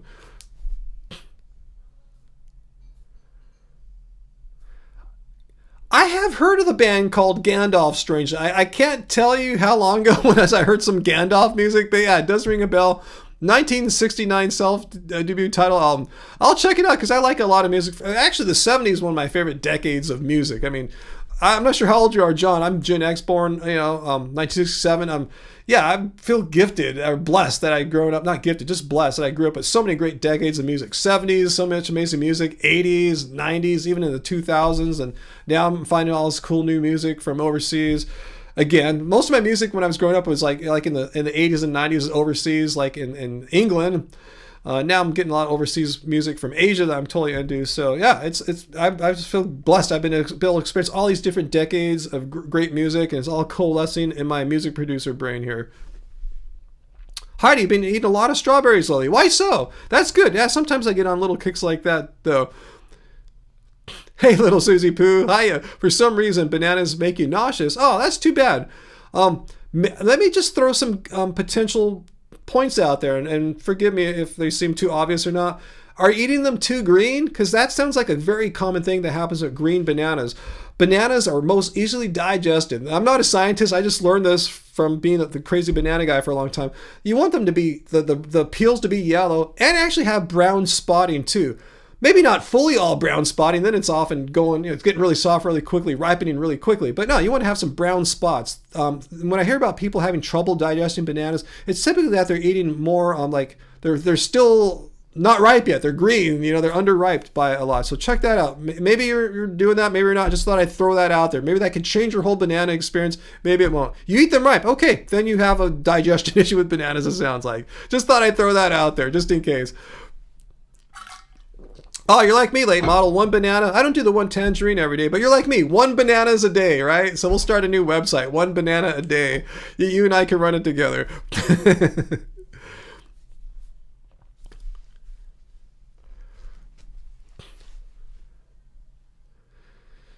Okay, I'll check out the video from Plant-Based News if I can. Is it Klaus delivering the message or not? If it's not Klaus, I'll be more inclined to check it out. I'm just kidding, Klaus, if you're watching. Anyway, wow, you like underripe bananas. Interesting, huh? Seems like the flavor isn't right there, and they're a little harder to digest. But yeah, for me, it's perfect once you start getting some brown spots on it. I mean, I can eat them with a yellow peel with no spots. That's the minimum for me when I start opening them up and eating them or putting them in my smoothie. I can't eat a green banana, but once they start getting yellow, and particularly with brown spots, then we're rocking the bananas hardcore.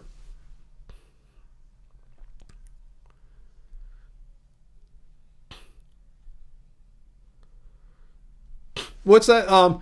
CA Garden, they talked about how some vegan influencers stopped using the term vegan.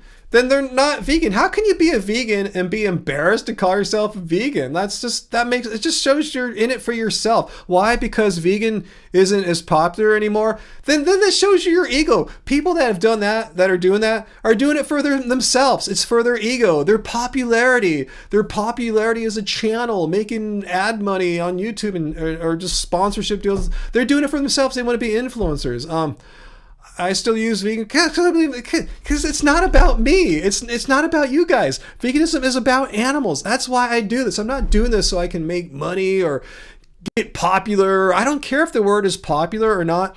words mean words, and veganism has a very certain meaning. It means you're against animal cruelty and exploitation. So I don't care if the word vegan or veganism isn't as popular now, doesn't come up as much in the Google search results as it used to in the past, doesn't get as many clicks on social media or YouTube. I don't give a rat's ass. That's not why I went vegan.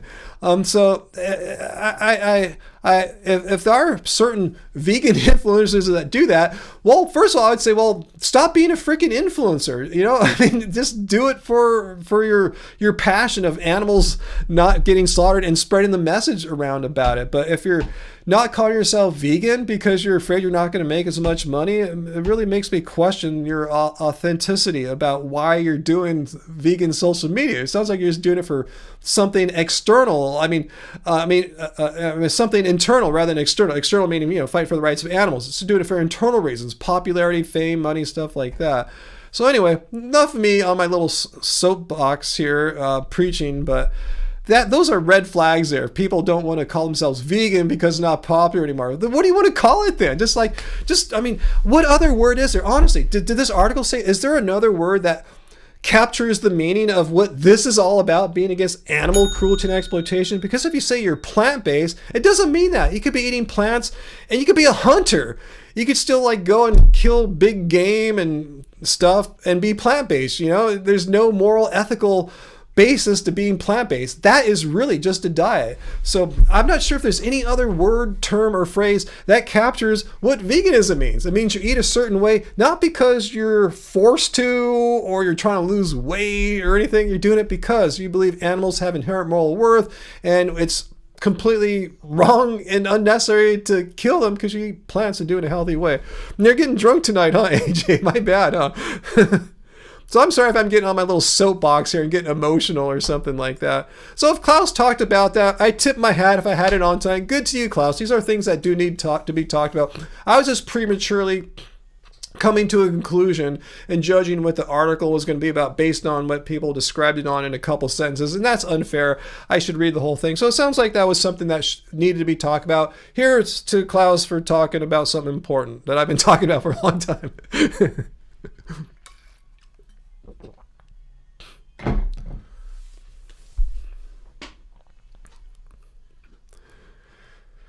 Let's see, little Susie Poo. Yeah, the sweet bananas taste better with brown spots. Maybe if they're not ripe enough, it upsets your tummy. Yeah, okay, maybe that's it. Maybe you got to eat them even a little more ripe than you think. Give it a shot, see how it goes. You know, I don't think it'll hurt you. Not a doctor, though. I'm just a music producer.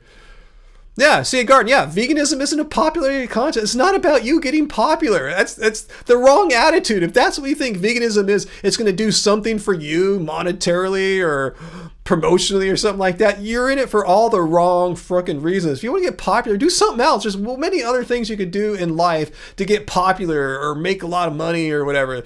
Vegan activism, you should get into crypto, get into banking and finance or whatever, you know, not talking about animal cruelty and exploitation. You're getting the wrong thing. You're getting it for the wrong need. Just be whatever. Be the vegan crypto person. Be the vegan banker, the vegan finance person. But, you know, you can do both. You can work in something that gets you popular and rich, or a vegan actor or whatever, and still be vegan.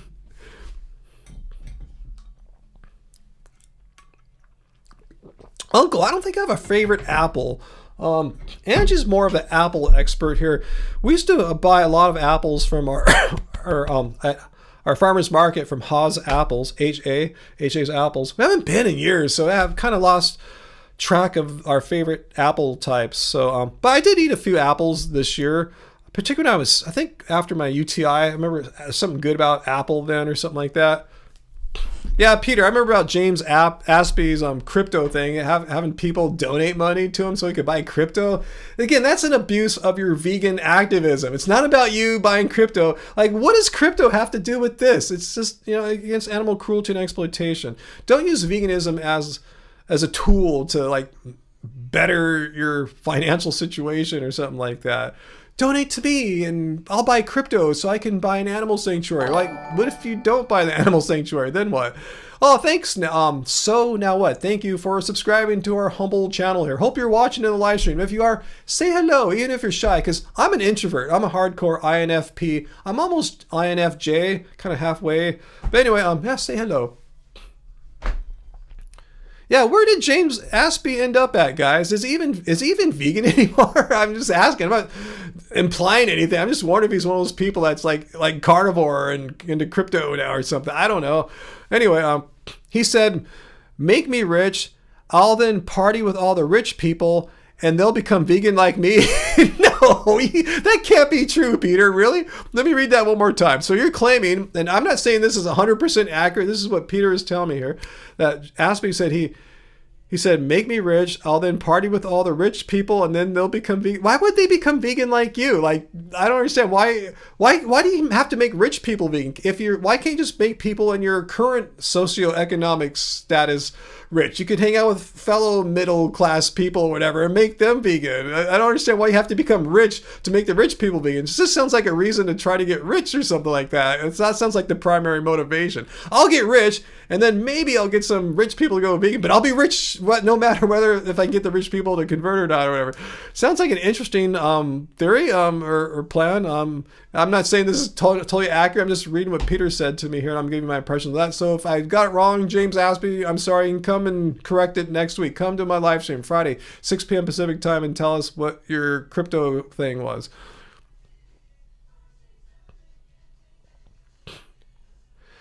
VLAM, isn't that essentially the EA in philosophy? The EA, the something argument? Huh, let me know what that is, VLAM, and what are you referring to? I'm not seeing what you're talking about there. Huh. Curious. I'm very curious, VLAM. Effective altruism. You know, I have to say, I haven't really studied much about effective altruism before, so I can't give an opinion on that. Maybe you're right, though. Chai tea. Yeah, I haven't had chai in a long time, but back in the olden days, when I would go to a coffee shop and I wasn't much of a coffee drinker, I would get chai tea. This would be at nighttime, too. Even now, if I were to a coffee shop at night and play chess or something, chai tea sounds really delightful, you know, to have it on a cool winter's night like tonight. Red bananas. I've tried some more of the exotic bananas back in my crazy banana days. I can't remember red bananas from like other odd banana types I've had. Remember, I would go to like Whole Foods would have little like churro and odd bananas. I'd go to the Asian markets around here and like little Saigon and stuff like that and get, you know, bananas that are from, you know, Southeast Asia. I really can't remember anyone that really stuck out. They're usually fun. They're usually really sweet. But yeah, I can see why like a Cavendish banana is such a ubiquitous banana. It's big, easy, you know, stuff like that. You know, it's a very convenient banana. Let's see, you like the idea of spicy chai, but you don't consume caffeine. Yeah, can they make decaf? Hey, does anyone know? Is there such a thing as decaf tea? But I do like half calf, so late model. Yeah, decaf or half calf. I'm cool with that. But yeah, I don't drink caffeine all the time. I would say maybe around once, maybe at most twice a week, I'll go out with Angie and maybe split something. But yeah, home in the mornings, I used to drink some coffee in the morning pre-UTI. Since then, I just switched to drinking Ripple. You know what that is? I get the chocolate Ripple milk. It's really cool. It's got like, you know, kind of a hippie vibe or something like that. It's like a high protein thing. That's not why I drink it, but they got tons of minerals in there, like a lot of magnesium and stuff like that. It's just like a cool, tasty, little healthy, pick-me-up, chocolatey drink. Yeah, plantain chips. Yeah, those are always cool if we can find those. All right, thanks for sharing that. I love Vegan Black Metal Chef. His cookbook, the Satanic Spellbook. Satanic, get it? Satan. Has some great plantain recipes. Awesome. Plantain. Oh, shoot, we have some plantains out there. Shoot, I hope we didn't let them go bad. I'll have to tell Angie we got to eat our plantains like pronto, or else they're going to like be a waste of money. Thanks for reminding me about the plantains. We like to make Cuban night with the plantains. Some rice, some beans, some plantains.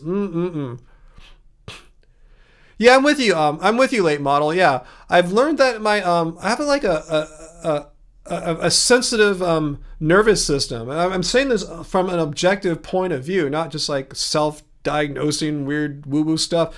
It's like post-UTI, somehow my body is still adjusting. I read it. This could take 4 to 6 months to get back to normal. Like my nervous system like got really sensitive. Like someone turned the gain up high on my nervous system, and it made me more a couple areas like a little more sensitive. Like once in a while you feel a little like I heard the eyelid nerves are some of the most tiny sensitive ones, so any change in gain that can make it more sensitive. So that happened a couple times, little things like that, and it's starting to come back down more, more times going by, and magnesium helps with that too. But I've learned that, just my nervous system has been like on high gain. And in nature, even though it cranks it up right away when it's getting attacked, it doesn't like turn it right off as soon as the attack's done from like an infection. It just might leave it up for a while. It doesn't know to turn it back down. It starts going down gradually. So that's something I've learned. So that's one reason why I'm staying away from the caffeine. Caffeine does trigger that. I've noticed when I go, like if I'll go split a coffee with Angie, I'll notice for later on that day into the following day, I'll get more of those little occasional eyelid twitches. I won't have any for like a week or a few days. Then all of a sudden I'll get like several for the next few days after that. So yeah, I've learned, I gotta be protective of my nervous system. So that's one reason I'm not a big fan of caffeine. But if I have a decaf, it really doesn't do all that much. Even half calf, not too bad. Hey, Neuron John, YOLO vegan, full on. Peter, what kind of dishes do we make with plantains? It's a really basic dish. I think it's in the Happy Healthy Vegan Cookbook. I tell you, our Cuban night. We just get some rice, beans, and plantains. I think that's it, something like that. I mean, Angie might put some spices on it too to make it a little more fun and festive, but that's the basics of it. Yeah, Uncle. Yeah, it's in the Happy Healthy Vegan Cookbook. Yeah, the plantain recipe. Yeah, we haven't had that for a bit, but we should have it soon. It's like eat it or delete it because those plantains are going to go bad. I made that up. I don't think anyone said that before me. Eat it or delete it. Let me know if you heard anyone say that before.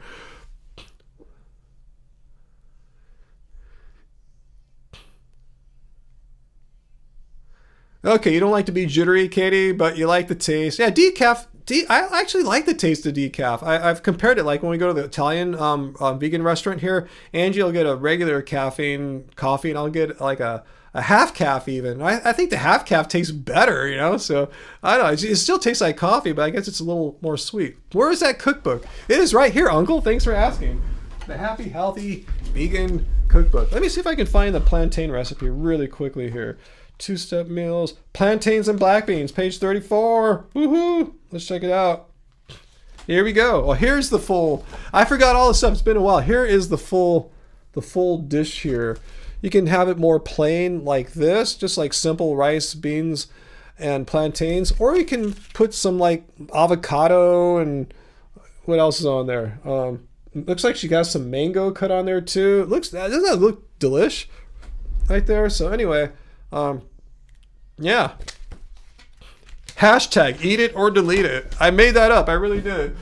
And Sarah, I will get back to you on the TKP situation. My bad. I haven't forgot about it. I'll get you handled on that.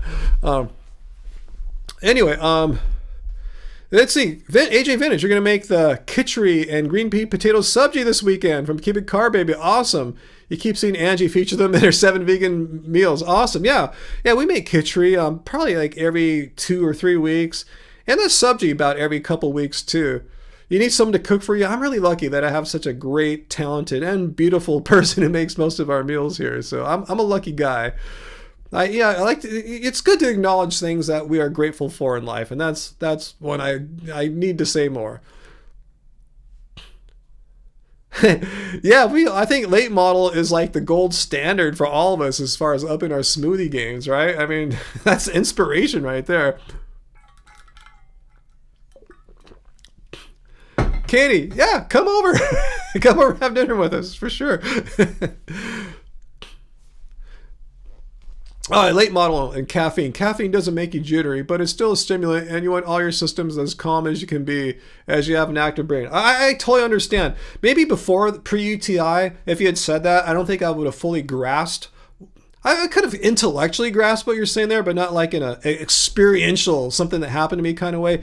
Now I can. Now I can fully get that. I've learned it's a part of my being that I've not really paid much attention to, like nervous system sensitivity and stuff like that. So yeah, it's I'm trying to learn from it. I had a bad thing happen to me. I'm trying to get something good, like learn something from it. So yeah, I've learned some new thing about how the body works from having that UTI. Country fried vegan, yeah, celebrity vegans, yeah, those are often the most disappointing. But yeah, to be honest, you don't put faith in any celebrity that calls themselves vegan because they always find their way back to eating meat.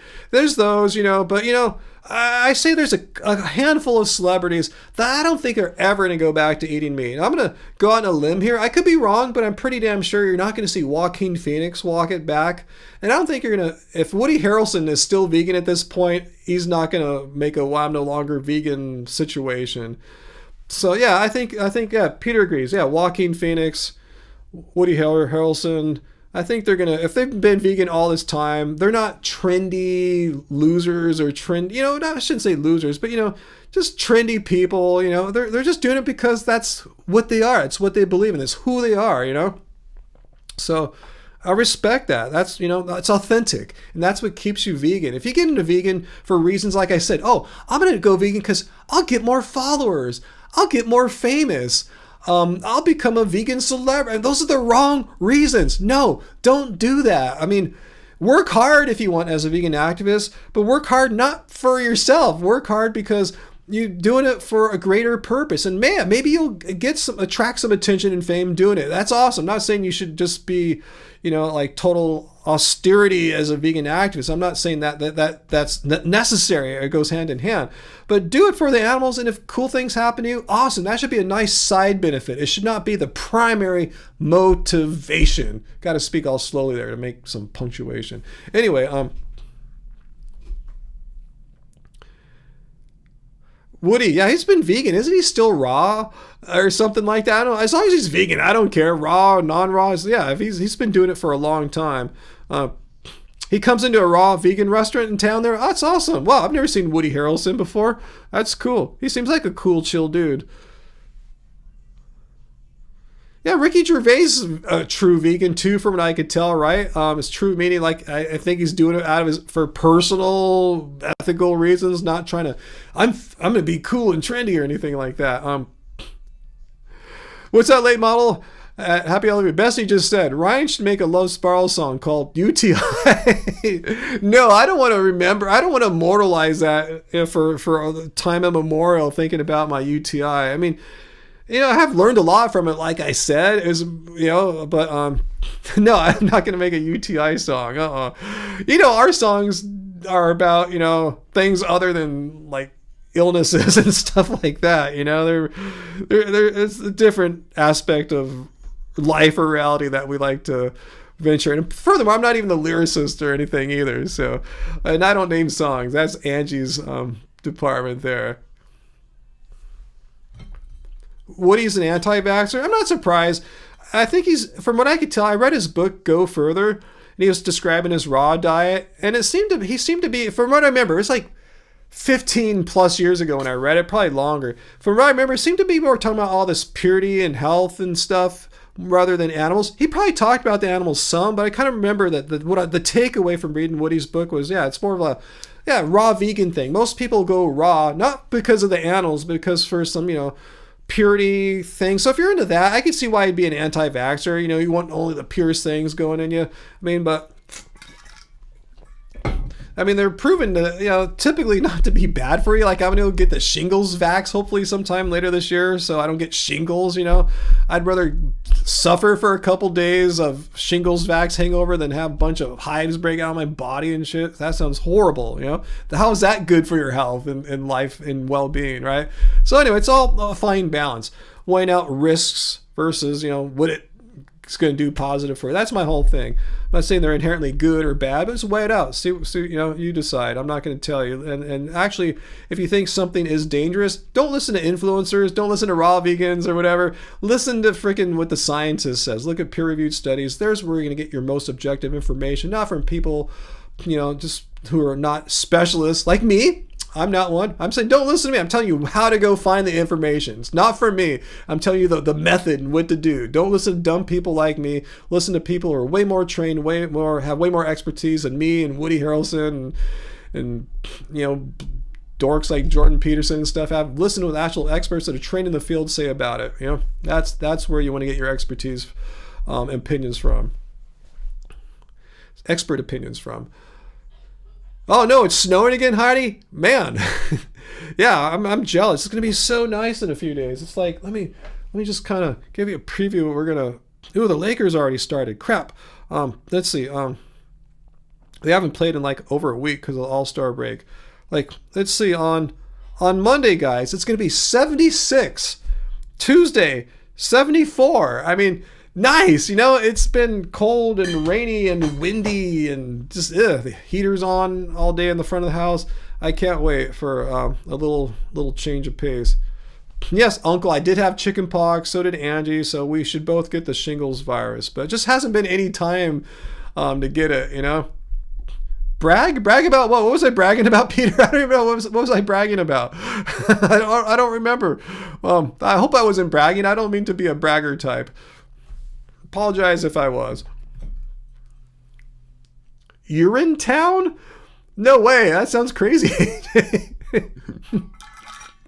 Oh, the warm weather. Yeah, that was a brag. I can't lie. All right, you got me there, Peter. I could argue. I was just sharing some objective, true information about reality. That's true. That's what the weather's going to be. And what's it going to be tomorrow? I know it's going to be on Monday.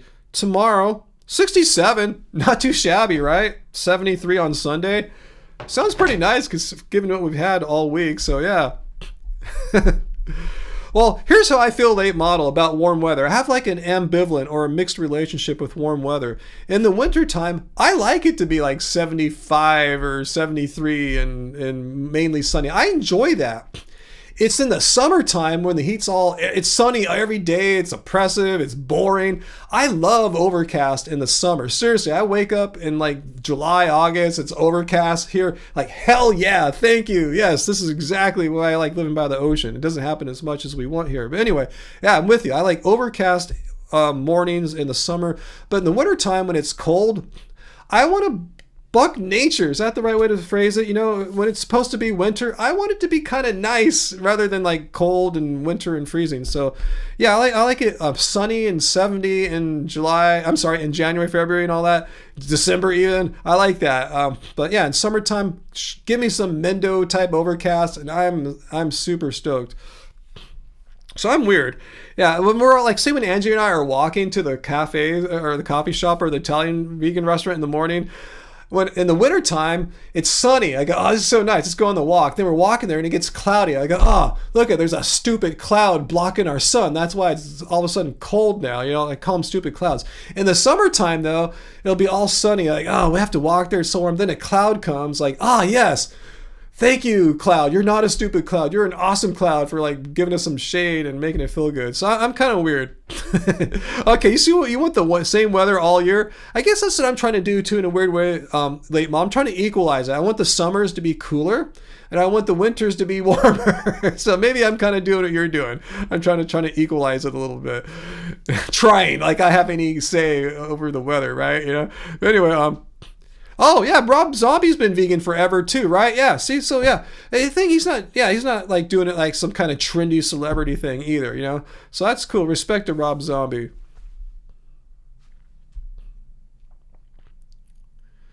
Well, that's cool. See a garden. One NFL player asked for an avocado roll. Awesome. Yeah, I still want to go to that restaurant out towards Uncle's where it's like supposedly on Mondays, $34, all you can eat vegan sushi. I got to do that sometime. So anyway, Uncle, you have a friend that lives in Fairbanks, Alaska. Negative 10 degrees for the high today. Negative 26 for the low. Yeah, to me, you might as well say negative 5 billion gazillion. I have no idea what that must feel like other than, wow, that must feel horrible. And yeah, Moby. Yes, there you go. Again, but these people aren't really celebrities. Like Miley Cyrus, celebrity. Moby, he's an old dude like me, from the 90s and stuff like that. Been making music, great music producer and all that stuff. Not bad. I'm just saying, it's not really a celebrity, like in the slightest sense. In a slight sense, one could argue I'm like a micro celebrity or something like that. So it's all kind of relative. But I'm saying, yeah, like A-list, B-list actors, celebrities, stuff like that. Yeah, those are the ones to be suspicious of. But people like, Moby, totally, he's not doing it to be trendy or cool. He's been, vegan longer than I've been vegan.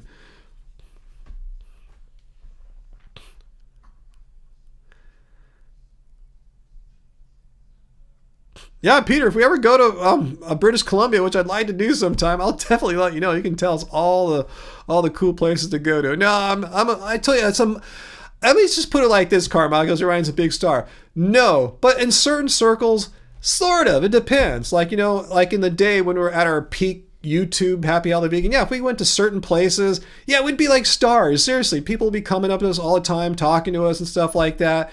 In certain contexts, we're kind of a big deal. In certain musical contexts too, kind of a big deal. But in everyday life, no. We go out all day, no one knows who we are. It's cool, It's like that.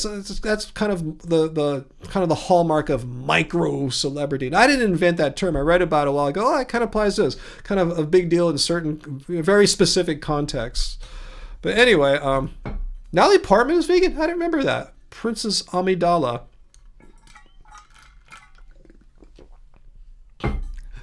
Well, one day, Peter, if I ever get my thing together where I can start freely traveling about again, I will let you know, and I will fully try to get Vegan Camp Out to work out for me. Right now, though, it'd be tough,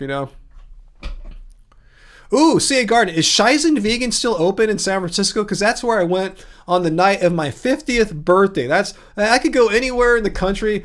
I chose to go to San Francisco when I turned 50 because a number of things were happening that year. They were doing, at Golden Gate Park in the museum, they were doing the Summer of Love exhibit. I was born in the Summer of Love. I just thought it was a sign from God. Ryan, go to your favorite city on your 50th birthday. And do all the things you love there. And I saw the Summer of Love exhibit. The night we got there, though, went straight to Shizen. It's in the Mission, right? We were staying in the Haight, so it wasn't too far to get to Shizen. Delicious. And speaking of being a micro celebrity, our hostess or waitress, she knew who we were. She was all stoked that we were there and stuff like that. So Shizen, delicious. I only went there that one time. It's a core memory. I'll never forget the rest of my life. I want to go some more, but I love Oh, you knew about that? The Summer of Love anniversary? Yeah, that's when I was I think that was the last time in the city. I remember I did this nice run. We stayed in the Haight. I stayed at the Stanyon Park Hotel, which is like it's right across the street from from Golden Gate Park. It's kind of by Whole Foods, if you know where that is, if it's still there. Kind of by Amoeba and all that. Anyway, I ran I always wanted to see the windmills that are in Golden Gate Park. I heard about them from like songs, like Red House Painters songs in the 90s. I've never seen them with my eyes, so I just ran all the way from the one end of the park to the ocean, basically, because there's some windmills down there, and I ran back. So I saw the windmills, and I always heard about there being bison or buffalo in the park, so I wanted to see them too. And they only had like 3 or 4. It wasn't like a big deal. I thought there was gonna be more, but they have them there. So all these things that I've just heard about, I saw them. I ran on that track, Kazar Field, the same place where Dirty Harry killed the horoscope killer or whatever that guy was in Dirty Harry. That was fun running on that track. But I had a great time. I love San Francisco. I have so many great memories in that city. Living there, visiting there, going there on my 50th birthday, eating at Shizen. I love San Francisco. I can't say I have these great core memories in downtown LA. Maybe just going to raves in the late 80s and early 90s. That's about the most fun I had in downtown LA. But San Francisco left my heart there. Not my heart like girlfriend, but just my heart belongs there. It's like I relate more to living around there than I do out here. But it has changed. It's not like it was in the 90s when it was more of a artist's paradise. It became a .com thing and everything expensive, and that changed the whole vibe of the city too. I get it, but I still feel the spark when I go there. I still feel inspired and enjoy it. But it has changed, but a lot of places have changed. But but I said I don't necessarily want to live there. But you get it, San Francisco in the 90s, amazing, huh? That's when I was there mostly. That's when I lived there. But I still had fun 8 years ago. I went there for my 50th birthday. Yeah, I left my heart in San Francisco. Yeah, that's what I was kind of referring to there, Peter. If I could go to any place, anytime, where would I go? San Francisco during the Summer of Love, maybe? I don't know. Possibly. See the Grateful Dead playing Golden Gate Park, maybe? I don't know. I'm not sure. And that's a cool song, too, there, Carmichael. Hey, it's time, man. It's been 2 hours. So much fun chilling with y'all tonight. And we had no anti-vegans. I was wondering if they were going to come tonight. Because now that I don't say debate me in the title, they seem to be sneaking in. But yeah, I guess YouTube just doesn't suggest me anymore because they know I'm old and boring to the kids, right? The TikTok kids and stuff. Anyway, thanks for being with me here tonight. And thanks, Late Model, for your super generous gift to me and your super generous super chat tip tonight. But yeah, thanks for sending this Cocteau Twins picture disc that's hanging on the studio wall. I'll put it back up shortly after the live stream. Thanks to also AJ and Carmichael for your super chat tips. And yeah, well, Angie and I will get a little snack thanks to you guys. Probably, like I said, we'll probably go to the Italian vegan place, which we always go to. It's just Creature Habits. We'll go there for brunch this time instead of Valentine's special 3-course meal. We'll get like I said, we'll get probably out there. They have this cool, I forgot what it's called. It's like an egg sandwich sort of. I can't describe it perfectly. And get share at Lambrusco. Thanks to you guys. So thanks so much. Thanks for being my friend. Seriously, I really sincerely enjoy hanging out with you guys every Friday, and I think you guys have similar feelings. You're coming back and hang out with me too. I think this cool bunch of us here, we're good for each other. So thanks y'all for that. Really appreciate it. Thanks Uncle, and thanks Peter for being my friends and being here with me too every Friday night and being ready on the call just in case that some knucklehead gets through and tries to poop all over our peaceful gathering here. You guys are ready to jump into action and squish them. So hopefully I'll see you guys all next Friday. Hopefully I'll get another video out. It was kind of tight this week, but I got the one out yesterday about Peppa Pig. I don't know if you guys thought about that. If you haven't seen it, watch that. That was probably, when Peter wrote me, this is probably the most disturbing thing he's ever seen. I'm going, he sent me some crazy shit. No, that was disturbing, Peter, so thanks for sending me that. And we'll try to get a members-only live stream if I can wrap my head around being able to do one anytime soon. So life's been kind of weird. I don't want to bore you guys with my personal issues, but thanks, though, for being here with me. It helps a lot. I will see you guys next week, one way or another, with hopefully a new vid and a Friday live stream. So thanks everyone for being you, chilling with me on your Friday nights, chilling with all of us here together on these Friday nights. Can't say enough of how much this is a good thing for me and hopefully all you guys. So I'll see you guys soon. Take care. Remember, it doesn't suck being vegan. Bye, guys.